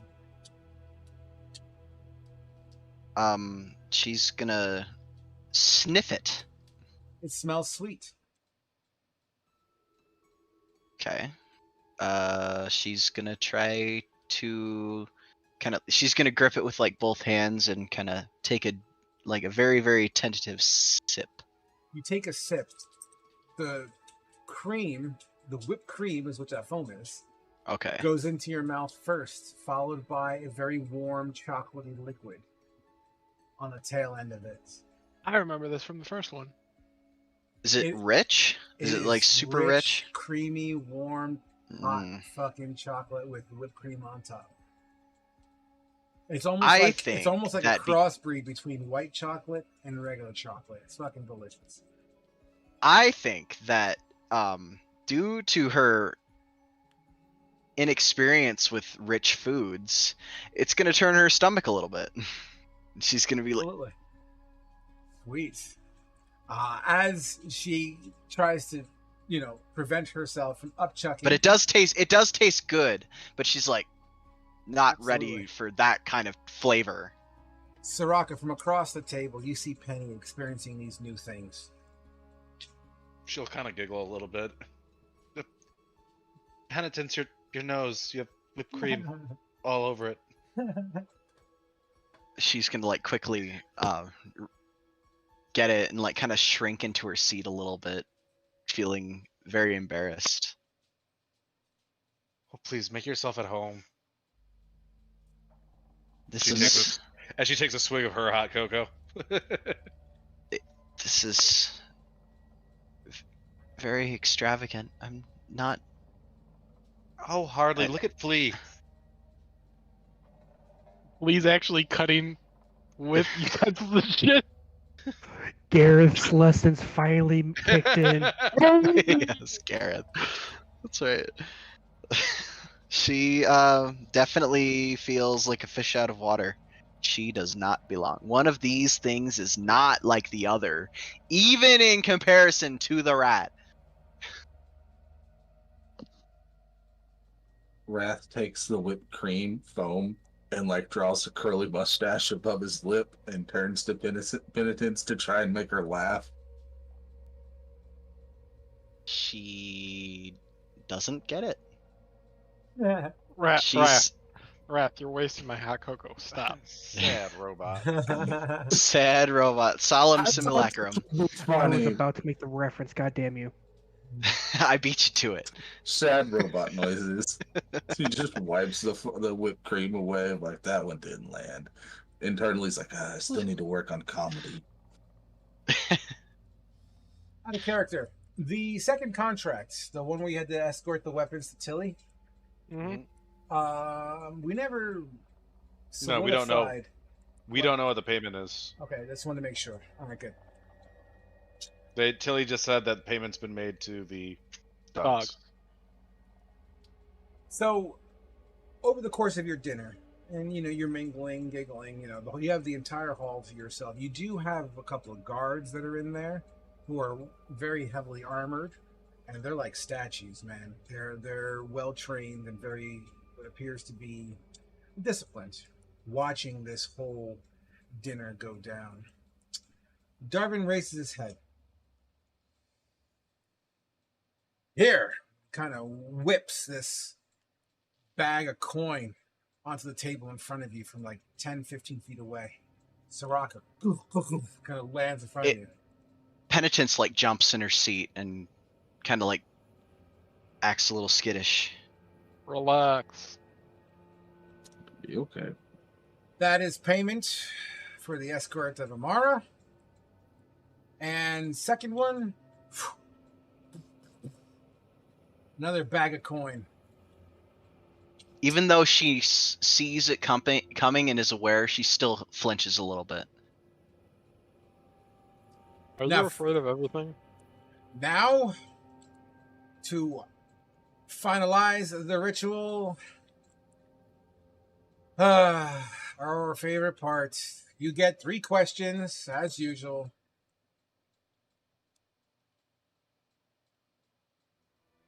As usual. Yes.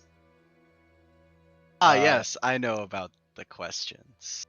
Would we Do get I- 6 since we handed in 2 contracts? Don't say any questions in character. Well, That's question number 1. No, that was out of character. We only get 3 questions, right? You get 2. Yes. Are you sure? That was out Yes. of character because I don't know a fucking thing. For the record, I want to say this, okay? I know y'all seen the D&D movie, but I wrote this I shit have before not. that fucking movie came out. Okay? Oh, I have seen that Because you wrote clip. I know what you're doesn't talking it about. came out doesn't Yes. mean you haven't rewrote some things. Yes. What's your favorite book? Did we get 3 questions last time? Yes. Yes, Oh. that's a question. No, I just that was a question to everybody. No, I don't we recall got that 3 whatsoever. questions that he can answer, and they can be any question. Okay.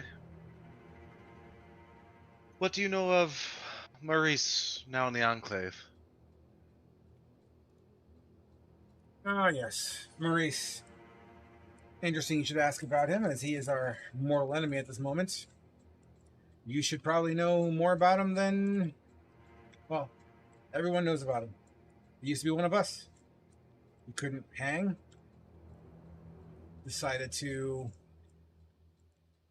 not agree to our terms. So he left. And now he fights against us.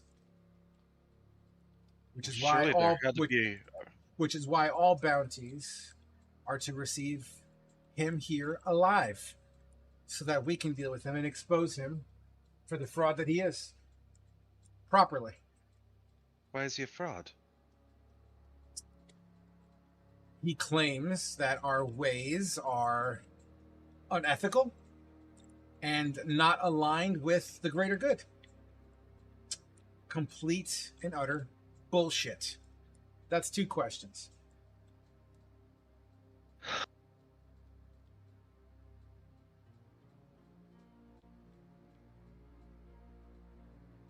What do you know of the Enclave?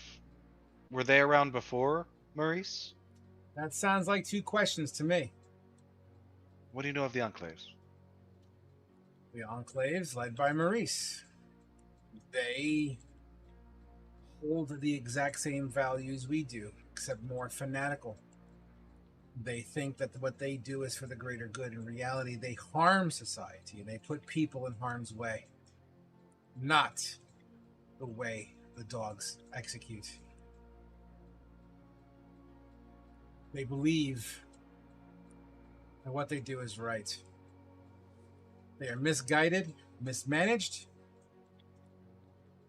quite honest, terrible people. Allow me one more question. We did turn in 2 bounties. No. There's your third question. Is there any? Bam, you're done. Is there any other way you wish to waste my time this evening? Just say no. Guys. Just say no. That'll be all. Do you wish to wager your next contract or not? Or are you taking a leave? Is the board still around?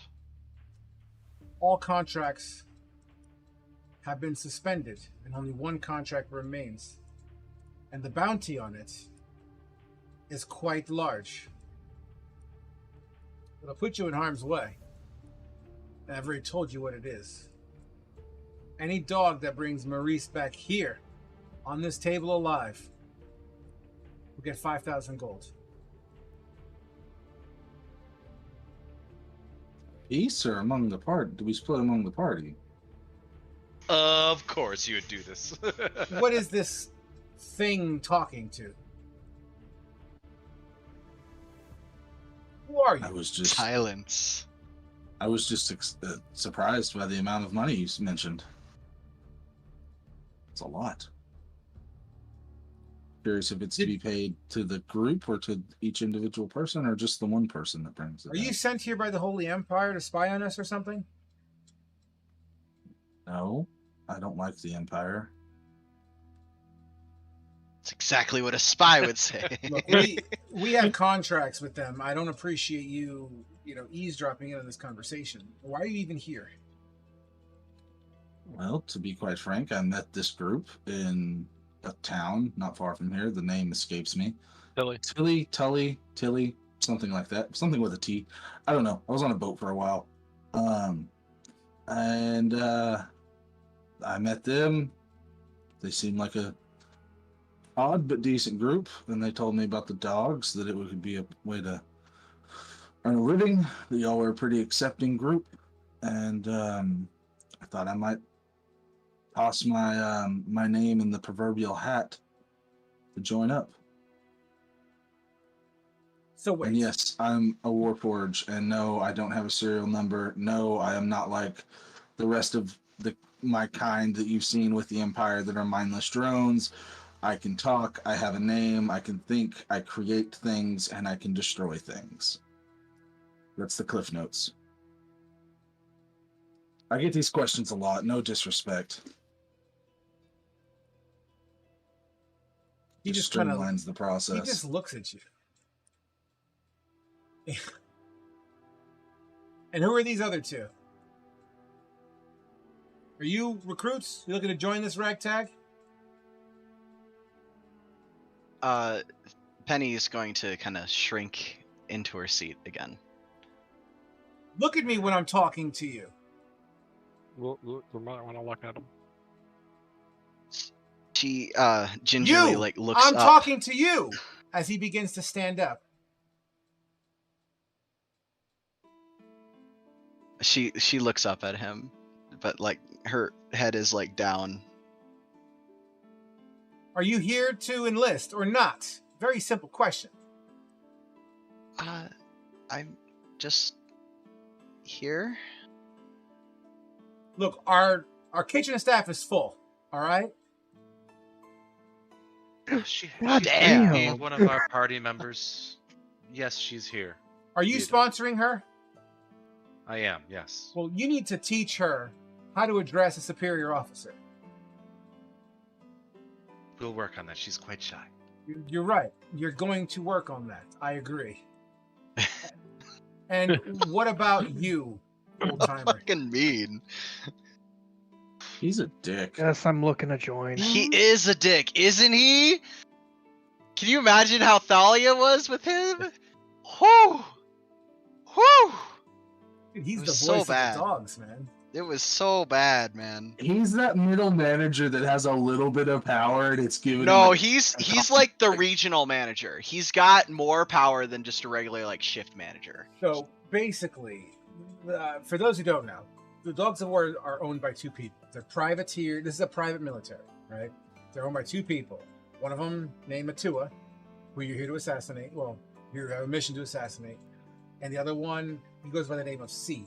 His real name is Qualigny, but he says C because it's fucking easier. So they own the Dogs of War together. They are hardly, if at all, ever seen in public. Darwin is the next in line. He is the voice of the dogs. So he is the point man and the communicator for the owners, basically. So he was a regional manager with a god complex. He knows his position of power. He does. He's not ignorant to what he is. He It's okay, mostly you can speaks say you for. gave your NPC a god complex. It's cool. He mostly speaks for one of the top persons. The other guy doesn't really talk. So, He whips yes. it out of you. Old man eating the fruit. Are you looking to enlist? Yes, I'm looking to enlist. Fantastic. You get the documents. As one of the helpers kind of goes into a back room, kind of opens up some dressers and whatnot, and is seen pulling out some parchment.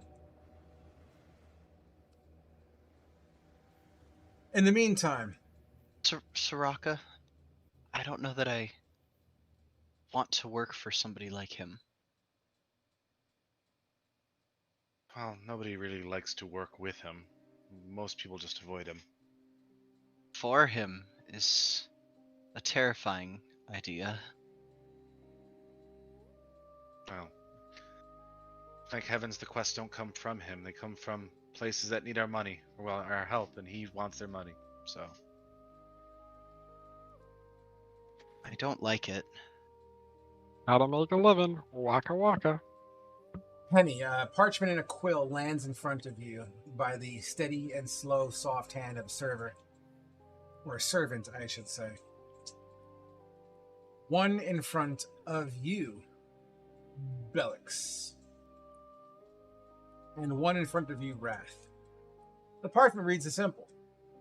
By signing this document, you hereby accept the terms and agreements, all contracts given forth or signed upon or agreed upon going forward, to be paid in full at the completion of contracts, to be written in blood, based on the Dogs of War's, signature policies, etc., etc., etc. Title, section 40, whatever. Etc. Etc.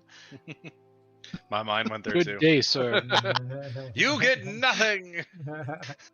You lose. You get nothing. So good. The The quill, walls now have to be clean. the Yep, quill's conveniently pointed to a blank next to an X, where it clearly wants you to sign your name. Alex will yeah. kind of reach over for the quill and just sign it.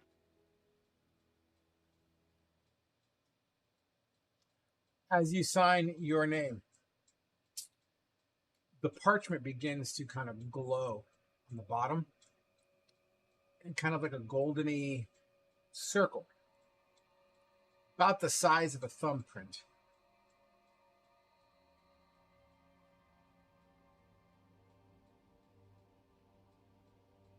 Where you have to put your thumb. Oh Okay. no, I was waiting to see if Frogos had anything else going. No, Yeah. I was wondering if I explained that properly. Oh no, sorry. No, you got it perfectly. Look, Penny. my brain didn't compute. My brain did not compute. Bellix She- will kind of she, just like- sit there and he'll Oh. go to put his thumb thumb to the glow. You take 1 point of piercing damage as a small magical spike, like a thumbtack, slams into your thumb, allowing it to bleed onto the parchment. Does he react to it at all? Do I see him react? Well, he's about 3 people down from you. Okay. So It's also basically, an old man Penny basically has no getting a idea needle that it's prick. coming. Yeah, it's like taking your diabetes check or whatever. Well, she never done that before, and she's not. She doesn't know what the fuck's gonna happen. Well, we'll get to you in a minute. Okay, all right. You feel that slight thick into your thumb as the blood begins to kind of seep into that thumb area.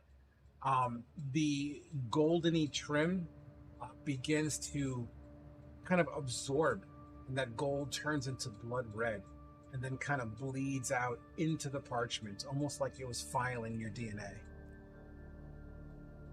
The helper takes it and moves over to you, Penny. Now, at the same time, the quill is there. We're going back 60 seconds, by the way. The quill's there, empty X area, waiting for the sun. She kind of doesn't. She looks at the quill and the paper and starts kind of panicking. She doesn't know what to do, but everybody's kind of anticipating her doing the signature.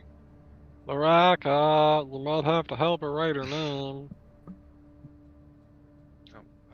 Do you need help, Penitence? I don't know what to do. I don't understand.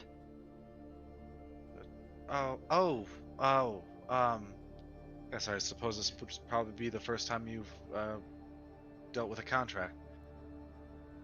Exposition. This is where you sign your name. This is where you put your thumbprint. Just like this, and she just takes her thumb. Oh and wait, puts just it- wait. What happens first? Him saying that, or No, the I'm the gonna action? touch the paper. happening. So Okay, okay. You do it. All right. Yeah, I'm not going to give you a chance to fuck this up. The thumb, zip, as you get a little bit of blood on the paper. She's and like there's a little like a little like in between a scream and like a like when you Something- step something in between. when you step on a chihuahua's paw by accident. Yeah, exactly like that. You would, drop the parchment on the table, but you would see this golden ring begin to absorb the red from your blood, seep into the paper as if once again it was filing your DNA. The server grabs the paper, or the servant, excuse me. Wrath. Oh, go ahead. Sorry, Penny. Penny's like mortified that Sorry, would happen. I tried She's to like warn holding you her there. thumb. I was a tad bit slow. She looks at you like a mixture of horrified and betrayed. Relax. It happens to all of us. Just like the chihuahua whenever you accidentally step on its paw. Why don't you love me anymore? Wrath. At the same time that this is all happening, you stare at the parchment in front of you. Quill in hand, quill on the table, X marks the spot. What do you do? Before Wrath signs it, because there's been a whole bunch of wishy-washy allegiances and everything, he's going to cast Detect Magic to make sure there's not any hidden parts of the contract. So his little bifocal fucking from National Treasure things flip out over his eyes, because that's how you cast Detect Magic. And you see very similar wording, like on the Declaration of Independence. You got all those. It's magical. This definitely seems to be a magical paper. You see the thumbprint area. You see a little dot in the middle of that thumbprint area. That's where the needle comes out. You know what I mean? Like you'll see the workings of it and where the DNA would be code red or what have you. But the specific details of how this works is unbeknownst to you. But it is magical. He doesn't see any like invisible script or anything of hey, we're actually taking your soul or anything like that. He flips it over to the back side. I would say no, but the goldeny frame for your thumbprint when you get them detect magic on, does seem to radiate and swirl. I would say that's pretty much it. That's the only real bells and whistles you would see outside of the parchment glowing. Okay, he was mostly just looking for like hidden illusory script Yeah. because detect magic reveals it. Yeah, no. The script is what it is. There's nothing hidden in that regards. The wording is proverbial wording is on the wall. You know, it's there for all to Okay, see. yeah, he was just being cautious. But if you flip the page over, it says Yeah, you're he selling checks your the soul. page, yeah, he checks the backside of the page. He doesn't trust anything right now. Except kind of the fucking rat, surprisingly. Because it at least washed its hands, used silverware, and it fought with him. He's kind of like the rat's cool. So But, do you sign the parchment? yeah, Wrath. And surprisingly nice writing. I wouldn't say quite calligraphy, but decent writing. It's like a printer. Meh. Yeah. Meh. Fucking the old school, like early 90s. No, it's have you ever seen how like a laser cutter will like go down, but it won't do like it's not like it's a full thing, so it kind of looks like gibberish until the whole like it passes over a few times and then you start to see like all of the details. That kind of thing. I'm gonna go on a limb and I'm gonna say, if you ever watch Demolition Man when Edgar Friendly spray paints the wall. Oh God. Anyway. So anyways, nicest calligraphy, Rat signs his name. Because my character. And there is the circle with your thumbprint. Well, where your thumb would go. Here's the question. Does that work for Wrath? And what would happen if he used his left hand, which isn't actually an arm, it's just a prosthetic by his armor, but the man is entirely metal? One way to find out. Guess he's kind of curious. He wants to poke the prosthetic thumb down first. Sure. Does it do anything? You feel a clink, but that's it. Does it bind him? And he'll push the right thumb down onto it? What does that one do? Nothing? Clink.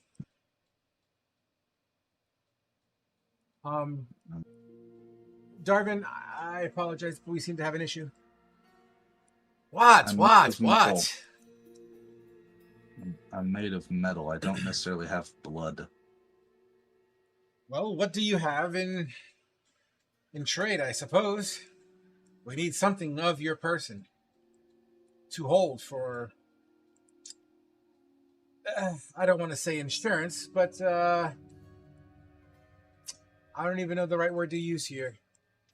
Something to keep on file.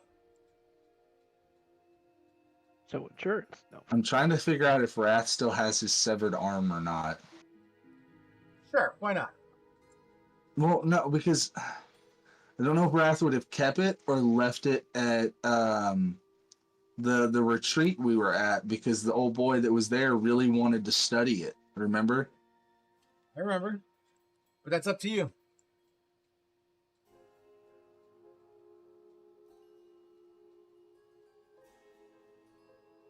Yeah, we'll say Wrath doesn't have like the full arm, but he's got like part of the hand because he's been studying how like that worked. He'll take it and like take like part of a pinky off of that his severed hand. And this used to be part of me. It got severed, but maybe. And he sets it on top of the contract. Interesting. Sucks it in like a black hole. I just took a note of that, that's all. Interesting. That'll do. You're hereby dogs. Get them their colors. Wrath raises his hand. You're out of questions. New guys don't even get one question? We don't get questions. Only after contracts. I'll tell you what. If you want to ask questions, it's fine. Wait till I leave. Why do you need the blood? What? Why do you need our blood? Or body parts in my case. Anyway, service collected up. Give them their colors. As 3 tabards are presented to each one of you. You are hereby now known to have the title of Noob. Y'all have a curious ADHD fueled robot with y'all. What's the sorry, what was the rank again? I'm reading it now. Sorry, I had to scroll up. Oh, I Um, apologize. I thought you might have cut out. I actually have a ton of notes for this campaign. Like I gotta really scroll up like 25 pages. Othar is your lowest rank Othar. soldier, equivalent to private. The insignia is that of a white sapling on a blue background. All of Frog's notes for the elevated threat are just kill them all.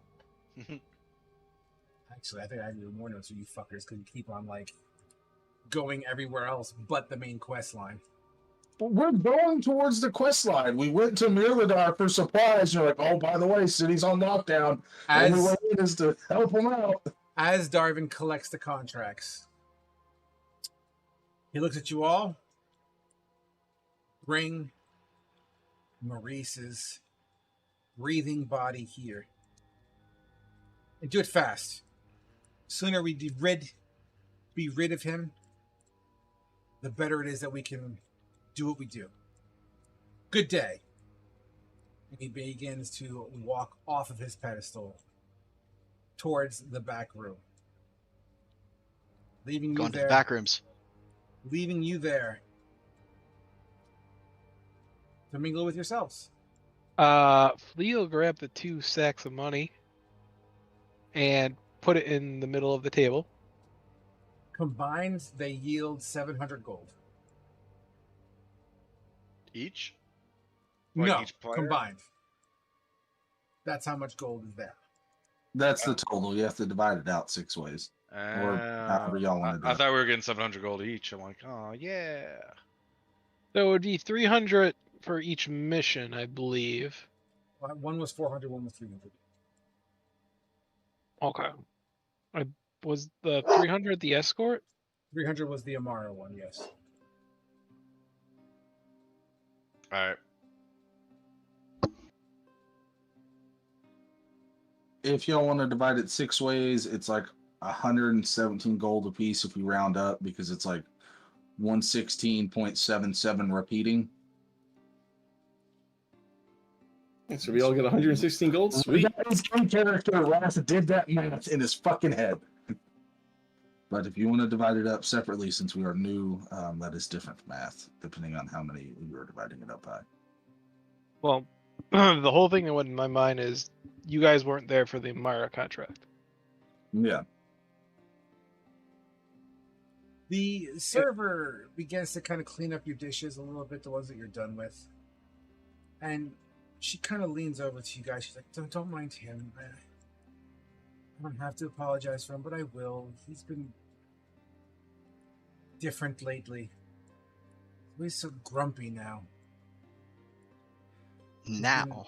Yeah, he's been called to meetings at dusk almost every day. Your Rons speak with him every day, and I think those discussions are not very friendly. Sometimes I hear them shouting at him. At night? When does this happen? I haven't experienced it personally. Right around now. He retreats to his chambers. He goes up for their meeting, and that's all I know of it. I only know and I hear them sometimes because I clean up their dinner dishes as well. Matua is usually in his room at these hours, and C tends to wander the hallways.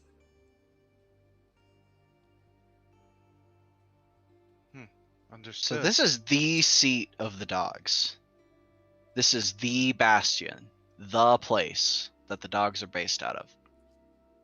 Their main place. You playing in character or out of character? This is out of character. Out of character, yes. This is their... Okay, alright. This is not their bastion. Their city is kind of their bastion.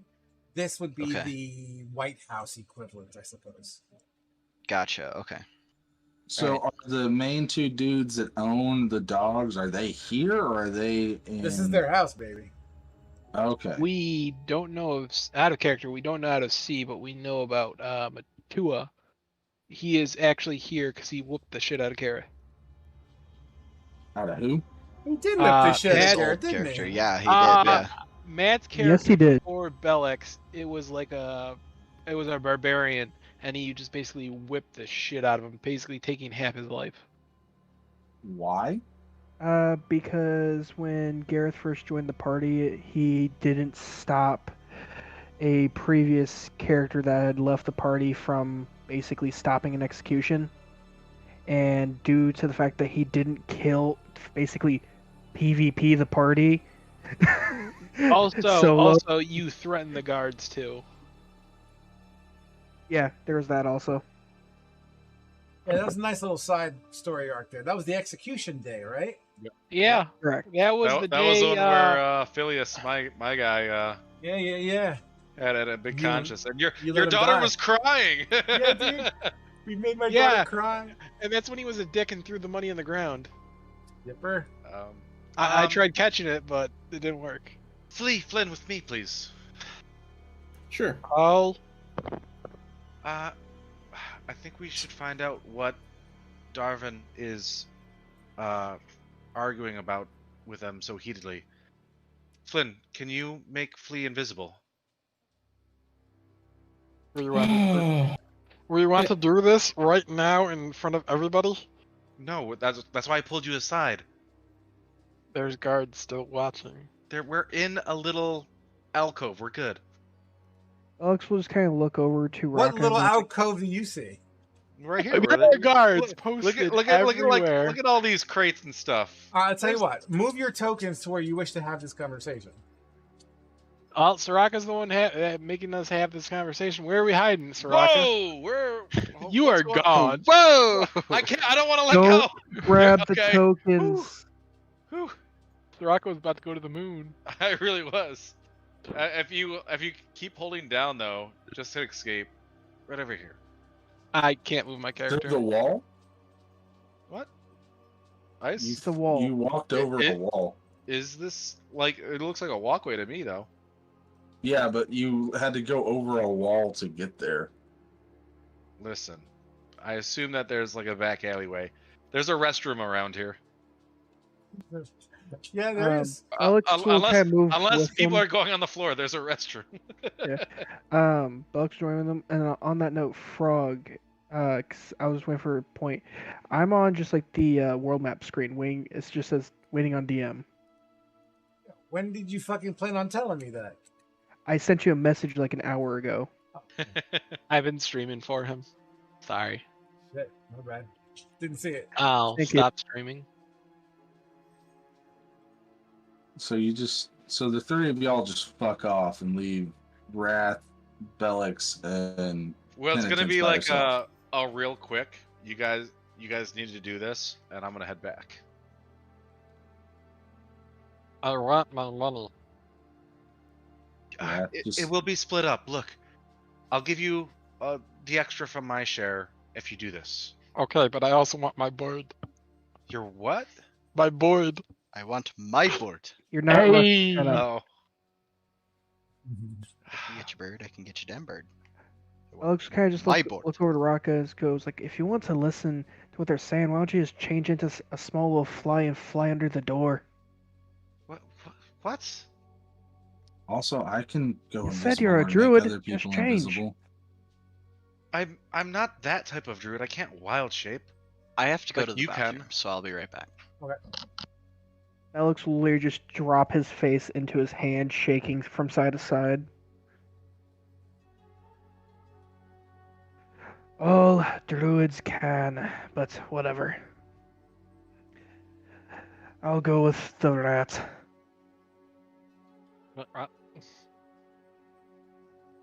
Alex just looks over to Flea on when Flea asks what rat. Alright, so I guess Flynn's is gonna Bellex, to be fair, we weren't supposed to be there whenever Soraka told the rat and Flynn that. I had said I was going over there with him, but okay, never mind then. Disregard that. Okay, I didn't hear you say that. No, Flynn's gonna give I'm sorry. Turn him invisible. I'm I'll sorry. just chill at the I'm table. lost. What the fuck is going on right now? Sure. I'm So lost too. so what? With the person that came over and said that, Darwin is usually speaking with the Arns and like arguing with them around this time. Correct. I want to get that information of what they're arguing about to try and get more information on like either the dogs or the Enclave. Okay. I'm picking up what you're throwing down now. Fair enough. So we're gonna have Flea go invisible and listen in. Stay lovey. I'm gonna need a new character. Okay, so there are 3 guards in here that are watching all of y'all. Darvin's out of the room, so I'll throw him over here for now. Okay, so you fuck off to the side. So we have Penny, Wrath, and Belix at the table still wrapping up dinner. Okay, cool. So did you guys already have that conversation? So you turned him invisible? So I would be heading back to the table, and Flynn would be taking care of the stuff with Flea. Okay. As you head back to the table, Belix returned to you, as well as Wrath. Sure, they're curious as to why you fucked off. I thought we weren't going to be keeping secrets. And also, do you think it's smart to do anything in here with guards present? We were out of eyeshot, and I just need to know what they're talking about behind that door. You left in front of them with 2 of you, and only 1 came back. You think they're not going to go looking? And Nobody looks for Flea. Trust me, people tend to avoid Flea. So you must not have much experience with guards, because that looked suspicious as fuck. There's people moving all over this place. This isn't a prison. God just said we're the only ones in here other than the 3 guards. Out of character. I don't know if you caught that or not. The servants are already gone. It's just us and the guards. I'm pretty sure there's a bathroom area somewhere in here. Yeah, we'll just go in the bathroom area. Flea could be blowing it up for all they know. Y'all are overthinking this. I agree. All right, cool. So you're going to turn Flea invisible, Fate? Yeah, I can use my shadow ability to turn invisible. Okay. I assume then, Flynn, you're returning back to the table? Yeah. Flynn's just going to kind of walk Make an back. excuse like I'm blowing up the toilet or something. Okay. No one asked. I don't have to say anything. So I'm just going to walk back to my seat. All right. We're about to do some Mission Impossible shit. Wrath is going to kind of help. Wrath is going to get up and like walk around like he's examining the architecture and beautiful artwork, since he is an artist himself. There is tapestry. There is actually, I think I have some ambiance actually of this whole area.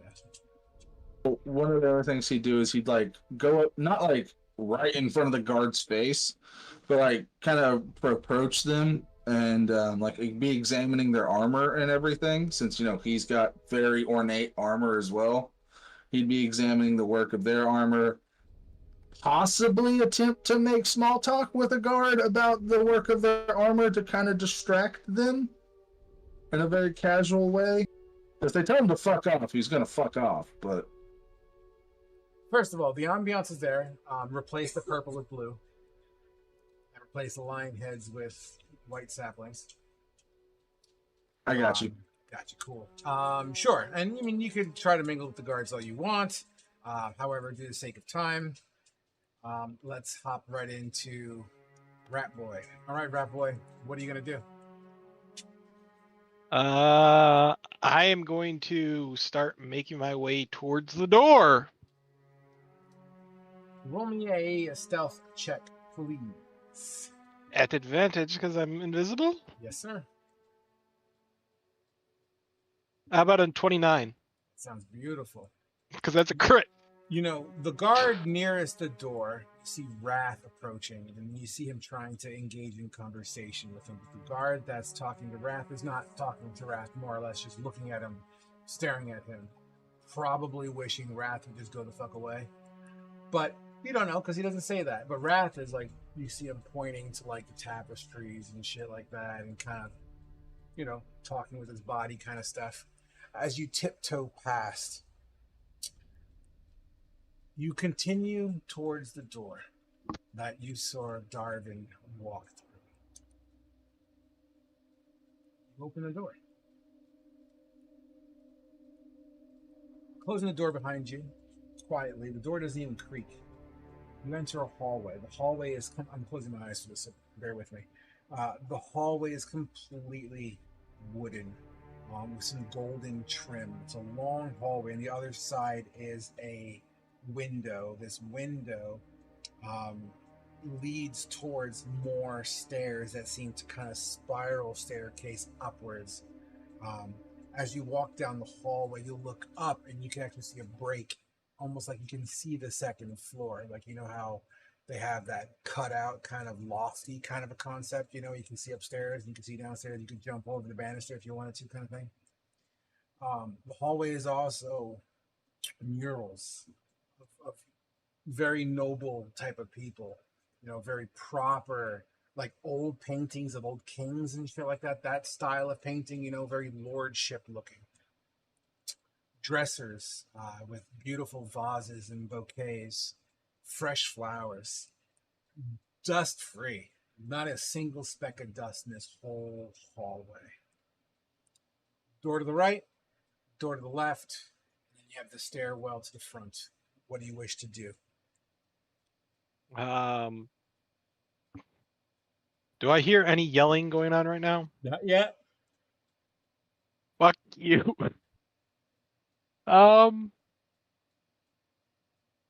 Go door to the right.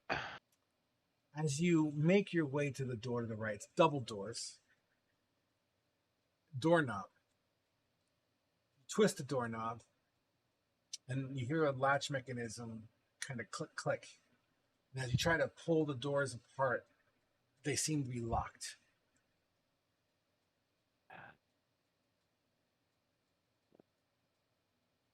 You're pulling at my morals here, Frog. And I have an hour of cloaking. Oh, by the way, these doorknobs are probably what's the word I'm looking for? Plated in gold.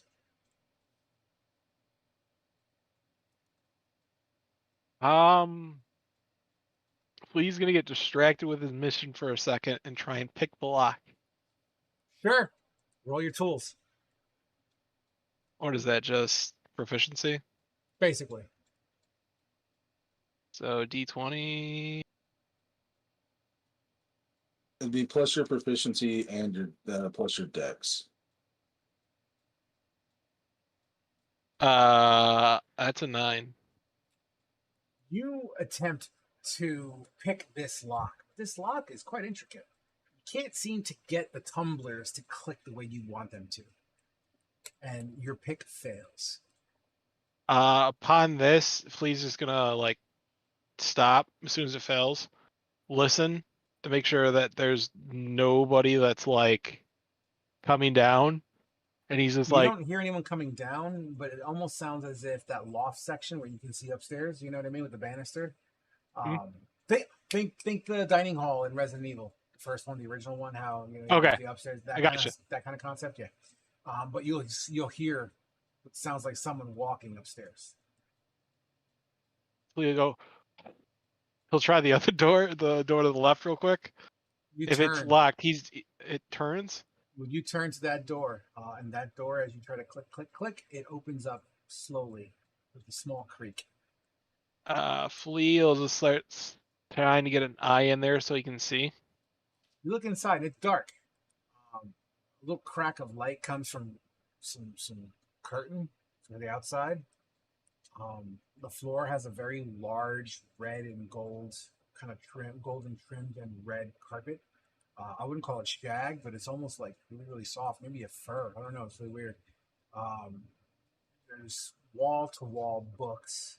Looks like some sort of a library. Your cliche fireplace on the side. What you also see on this rug seems to be a little bit of a blood stain.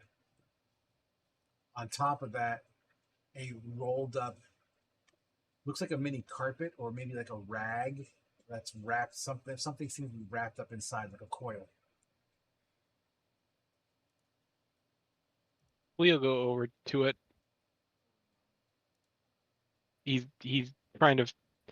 He was told to get some information, so he's gonna go take a look at the coil. You pick it up, and it jangles a little bit as you pick it up. You Is it wish the to whip? open it. No. Jingle jangles. Yeah, I'll open it.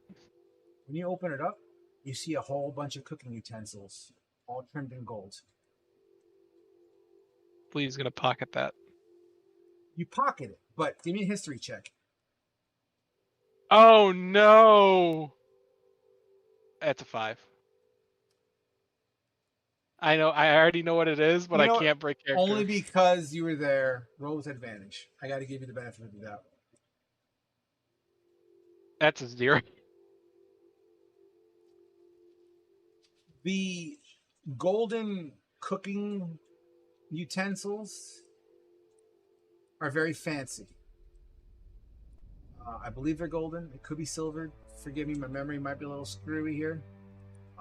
But the tattered cloth that they were, wrapped up in, does seem to be crude, weathered, used, field used, if not, almost as if kind of has this orcish kind of inspired tapestry on it or something like that. Oh, they're probably larger than my freaking hands.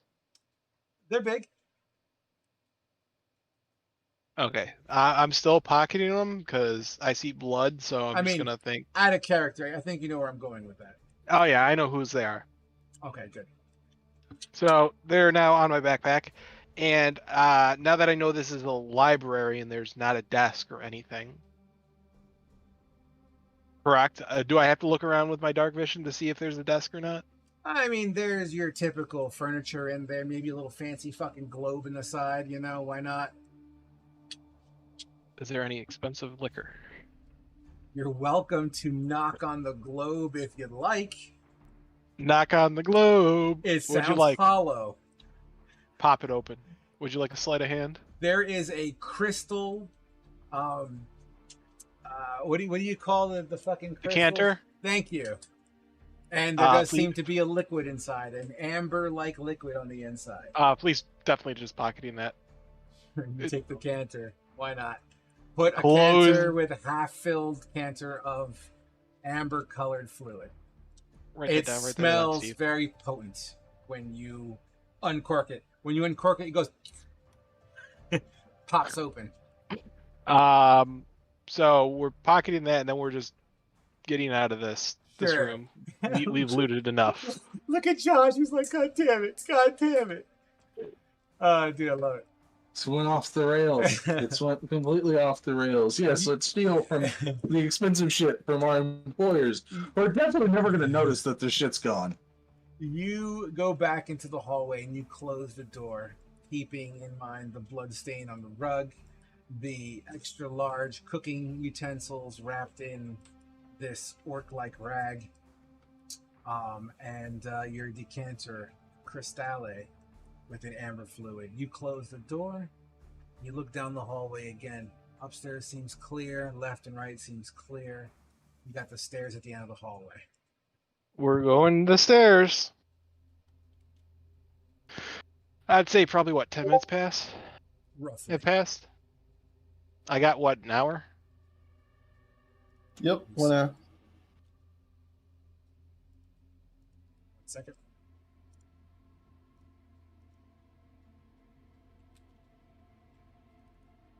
Let's see how this is going to work. Go to the mansion. Do you know where the mansion is? Yeah. Mansion corner right. Up there.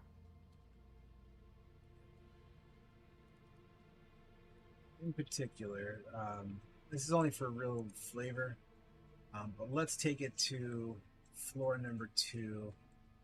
Fucking A, you're not going to be able to see what I see. It's going to be hard to tell you what these are, but let's just say at the stairwell, you make your way to this, what do you call those kind of stairwells? The curved stairs? Fucking spiral staircase. Thank you. You make your way to the spiral staircase as you make your way upstairs to the second floor. To the second floor, you start to hear it sounds like arguing coming from one of the doors. Flea will sneak up to the door and put his ear to it. You hear what sounds like a familiar voice, one of Darvin, His pompous-sounding voice is not so pompous in this particular time. I'd You still hear- imagine I would know the Dick's voice. Correct. And a voice of an individual that you have not heard arguing. Where the hell is Maurice? Why hasn't he been captured yet? See, you don't understand. It's not something they keep on fighting back. He's there and he's not. I don't know who's working with him, but his numbers grew. But I don't want to hear excuses. I want results. The recruits we're getting are useless. They're garbage. They're just bums looking for a paycheck. We need to broaden our search and be specific on the skills that we're looking for, sir. I don't want to hear it. It is your job to solve these fucking problems. Solve them. Is there anything else you need, sir? Yes. Get the fuck out of my room. Flea, upon hearing that last sentence, he's gonna like look around and then try and scamper back down the stairs as quickly as possible. As invisible as you are, you scamper back down the stairs. As the doors open up and you hear the loud, heavy footprints of someone going further down the hallway and not down the stairs. Mumbling to himself. This is fucking bullshit. This is stupid. This is not, I can't. I just want to be done with this. And you hear a knock at the door. Matua, permission to enter? You hear the door open up and then close. Flea will look down the hallway, see where he went. Like, the fuck? You see a door that you were listening to, and down the hallway further a piece, there seems to be more doors. 3 to be exact. No, he's like questioning why he went to another person's office. Like, the fuck? He'll slowly start creeping towards that door now. Well, there's a couple doors. There's 3 doors. The one to be he exact. specifically went in. Correct, but you were down the stairs. You didn't see which door he went in. Okay. So he didn't come down the stairs, and I would have probably heard the door slam from if it was up the stairs. Correct. Okay, so I'm gonna make my way down the hallway, thinking like he went down the other way. So you're going to attempt to go further down the hallway? Is that what you're saying? Yes. I might not be building this out properly here, so forgive me. I know this is kind of weird and on the fly here. So why don't we do one of these Johns here to specify what's going on? So he was, I would say, what? Which room? I'm trying to figure out which he was. So you would have went back up the stairs, I think is where the confusion is. Yeah. Yes, I went back up the stairs. Correct. So you have a door, the door you're listening to, and then to the right of that door, there's 3 additional doors, keeping it simple. I would be creeping down towards those doors, trying to hear arguing or talking. Correct. The first door you put your ear on, you don't hear anything. Once again, golden doorknobs. You're welcome to jiggle the door if you wish, but that's on you. No, Flea, knowing that there are people up here, he's not going to try and jiggle the door. You get to the second door. Also silence. Because at this point in time, you hear the first door open up. An individual pops his head out, seems disgruntled and angry, as he proceeds to walk towards the upstairs set of stairs. There's a 3rd floor to this building. I have a picture of him. Give me 1 second. I think we found C.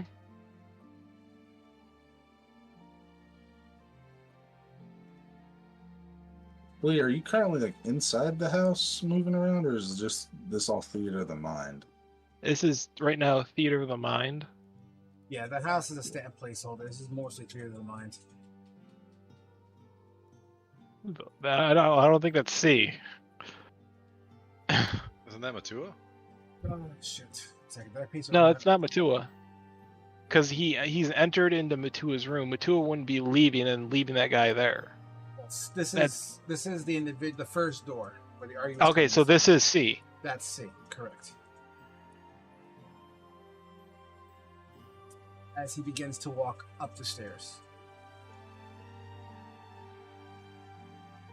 Flea's just like stopping where he is and just waiting for this person to like get on the third floor before he moves down. He's just like frozen. He's like, Ursa, Ursa, Ursa. He doesn't even know you're there. He walks straight past, up the stairs. Okay, and- so once he's up like on the stairs and making sound, he's going to the other doors to listen in. Right. And the last door you're listening to, you do hear much softer talking, much softer communication. Give me a perception check, please. A 9. Muffled, muffled, muffled, muffled, muffled, muffled. I'm gonna inspiration that frog. Sure. A nat. A 16. 16. Might be good. So what's C's issue? He seems to be unhappy with the numbers we're taking in, quality over quantity. He wants Maurice's head, and he wants it now. Don't we all? Why is he not trying to? You know what? Never mind. That's a conversation between C and I. What's the plans to bolster our numbers? What of the missing units that we sent out?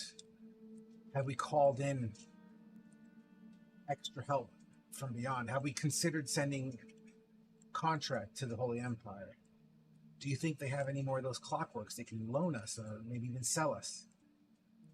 We sent out dispatches, sir, but we haven't heard back. Things like that takes time. We don't have that kind of time. We need to act now. We have to do something. We're losing numbers and we're losing them fast. We lost Gorko's hold, from what I understand. We've lost Tilly. And it looks like anything east of the bridge is practically Enclave territory now. Our power, our reach is grown quite short. I know, sir. I'm trying the best that I can. We appreciate that, Darby. Thank you. We need to come up with some more plans on how to bolster our numbers. Do me a favor. Write me a contract and see if we can negotiate Brecca to get involved. I hear they're in the process of rebuilding, and I hear they have a new council. Perhaps their council can loan us some troops. Maybe, I don't know. Maybe we can sell some services. We can tap into the reserves. I hear they have this fidgety catfolk individual who enjoys a good bargain. Maybe we can reach out to him. Try to find out what his name is. I believe it starts with a K. I need this as soon as possible. I want Ryder sent out in the morning. Anything else I can do for you, sir? Yes, just keep C away from me. Okay? I don't want to talk to him for a little bit. Yes, sir. Upon hearing "keep C away from me," Lee is just gonna hightail it out. You make your way down the stairs and down the hallway. You peek through the door of the main hall, where you see the rest of your party standing up, looking like they're getting ready to leave. The server's cleaning up. The soldiers kind of still standing there, be it impatiently waiting for you all to leave. Flea will make his way to the bathroom. Is there a way to dispel the spell myself?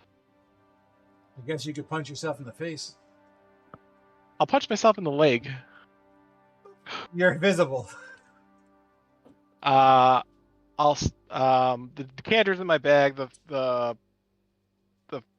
forks and everything's in my bag, so it's not visible. Correct? Correct. Anything that you touch is invisible. Yeah. Okay. If it's So I'm walking out of the bathroom and I'm just putting on a performance like, my stomach. I think I ate too much. performance check. 19. Nice. Convincingly so. As the guards kind of start closing in on the table, looking like they're getting ready to close shop here. I'll get out your way. Excuse me. They do not respond back as they seem to try to usher everyone free. As you guys exit the dining hall and the Capitol building, I assume at some point you guys will want to go shopping. Bro, definitely. Be nice. Yeah. Do Just- what? Frog cut out for me. Do what? Shopping! And sleeping. I've linked the store that you guys can do in your own time. But as you leave the building, guys, I'm gonna have to cut the table there because I don't want to get into the next phase because it's gonna take a while. So we'll start fresh in Ashwood on our next session. Okay, I think as a party we're gonna have to go over the gold on talk. So We'll just figure it out. So 400 is from the escort mission. no, 300's from the escort. You guys are You gonna said- be dividing basically 700 goals. Yeah, I'll just do 700 gold. I'm not worried about it. Okay. So you everybody. don't have to give Wrath any. Y'all don't want to. Okay. So 500,000 or 500,000 5,000 gold for Maurice's brought in alive, which seems to be the going contract right now, the only live contract. For now. What you guys seem to what you guys do is your business. So before I get going here, any questions, comments, or concerns? No, it's good. It was fun tonight. A lot of RP. A lot Agreed. of RP. So let me kill the stream real quick. One thing I gotta say. One second.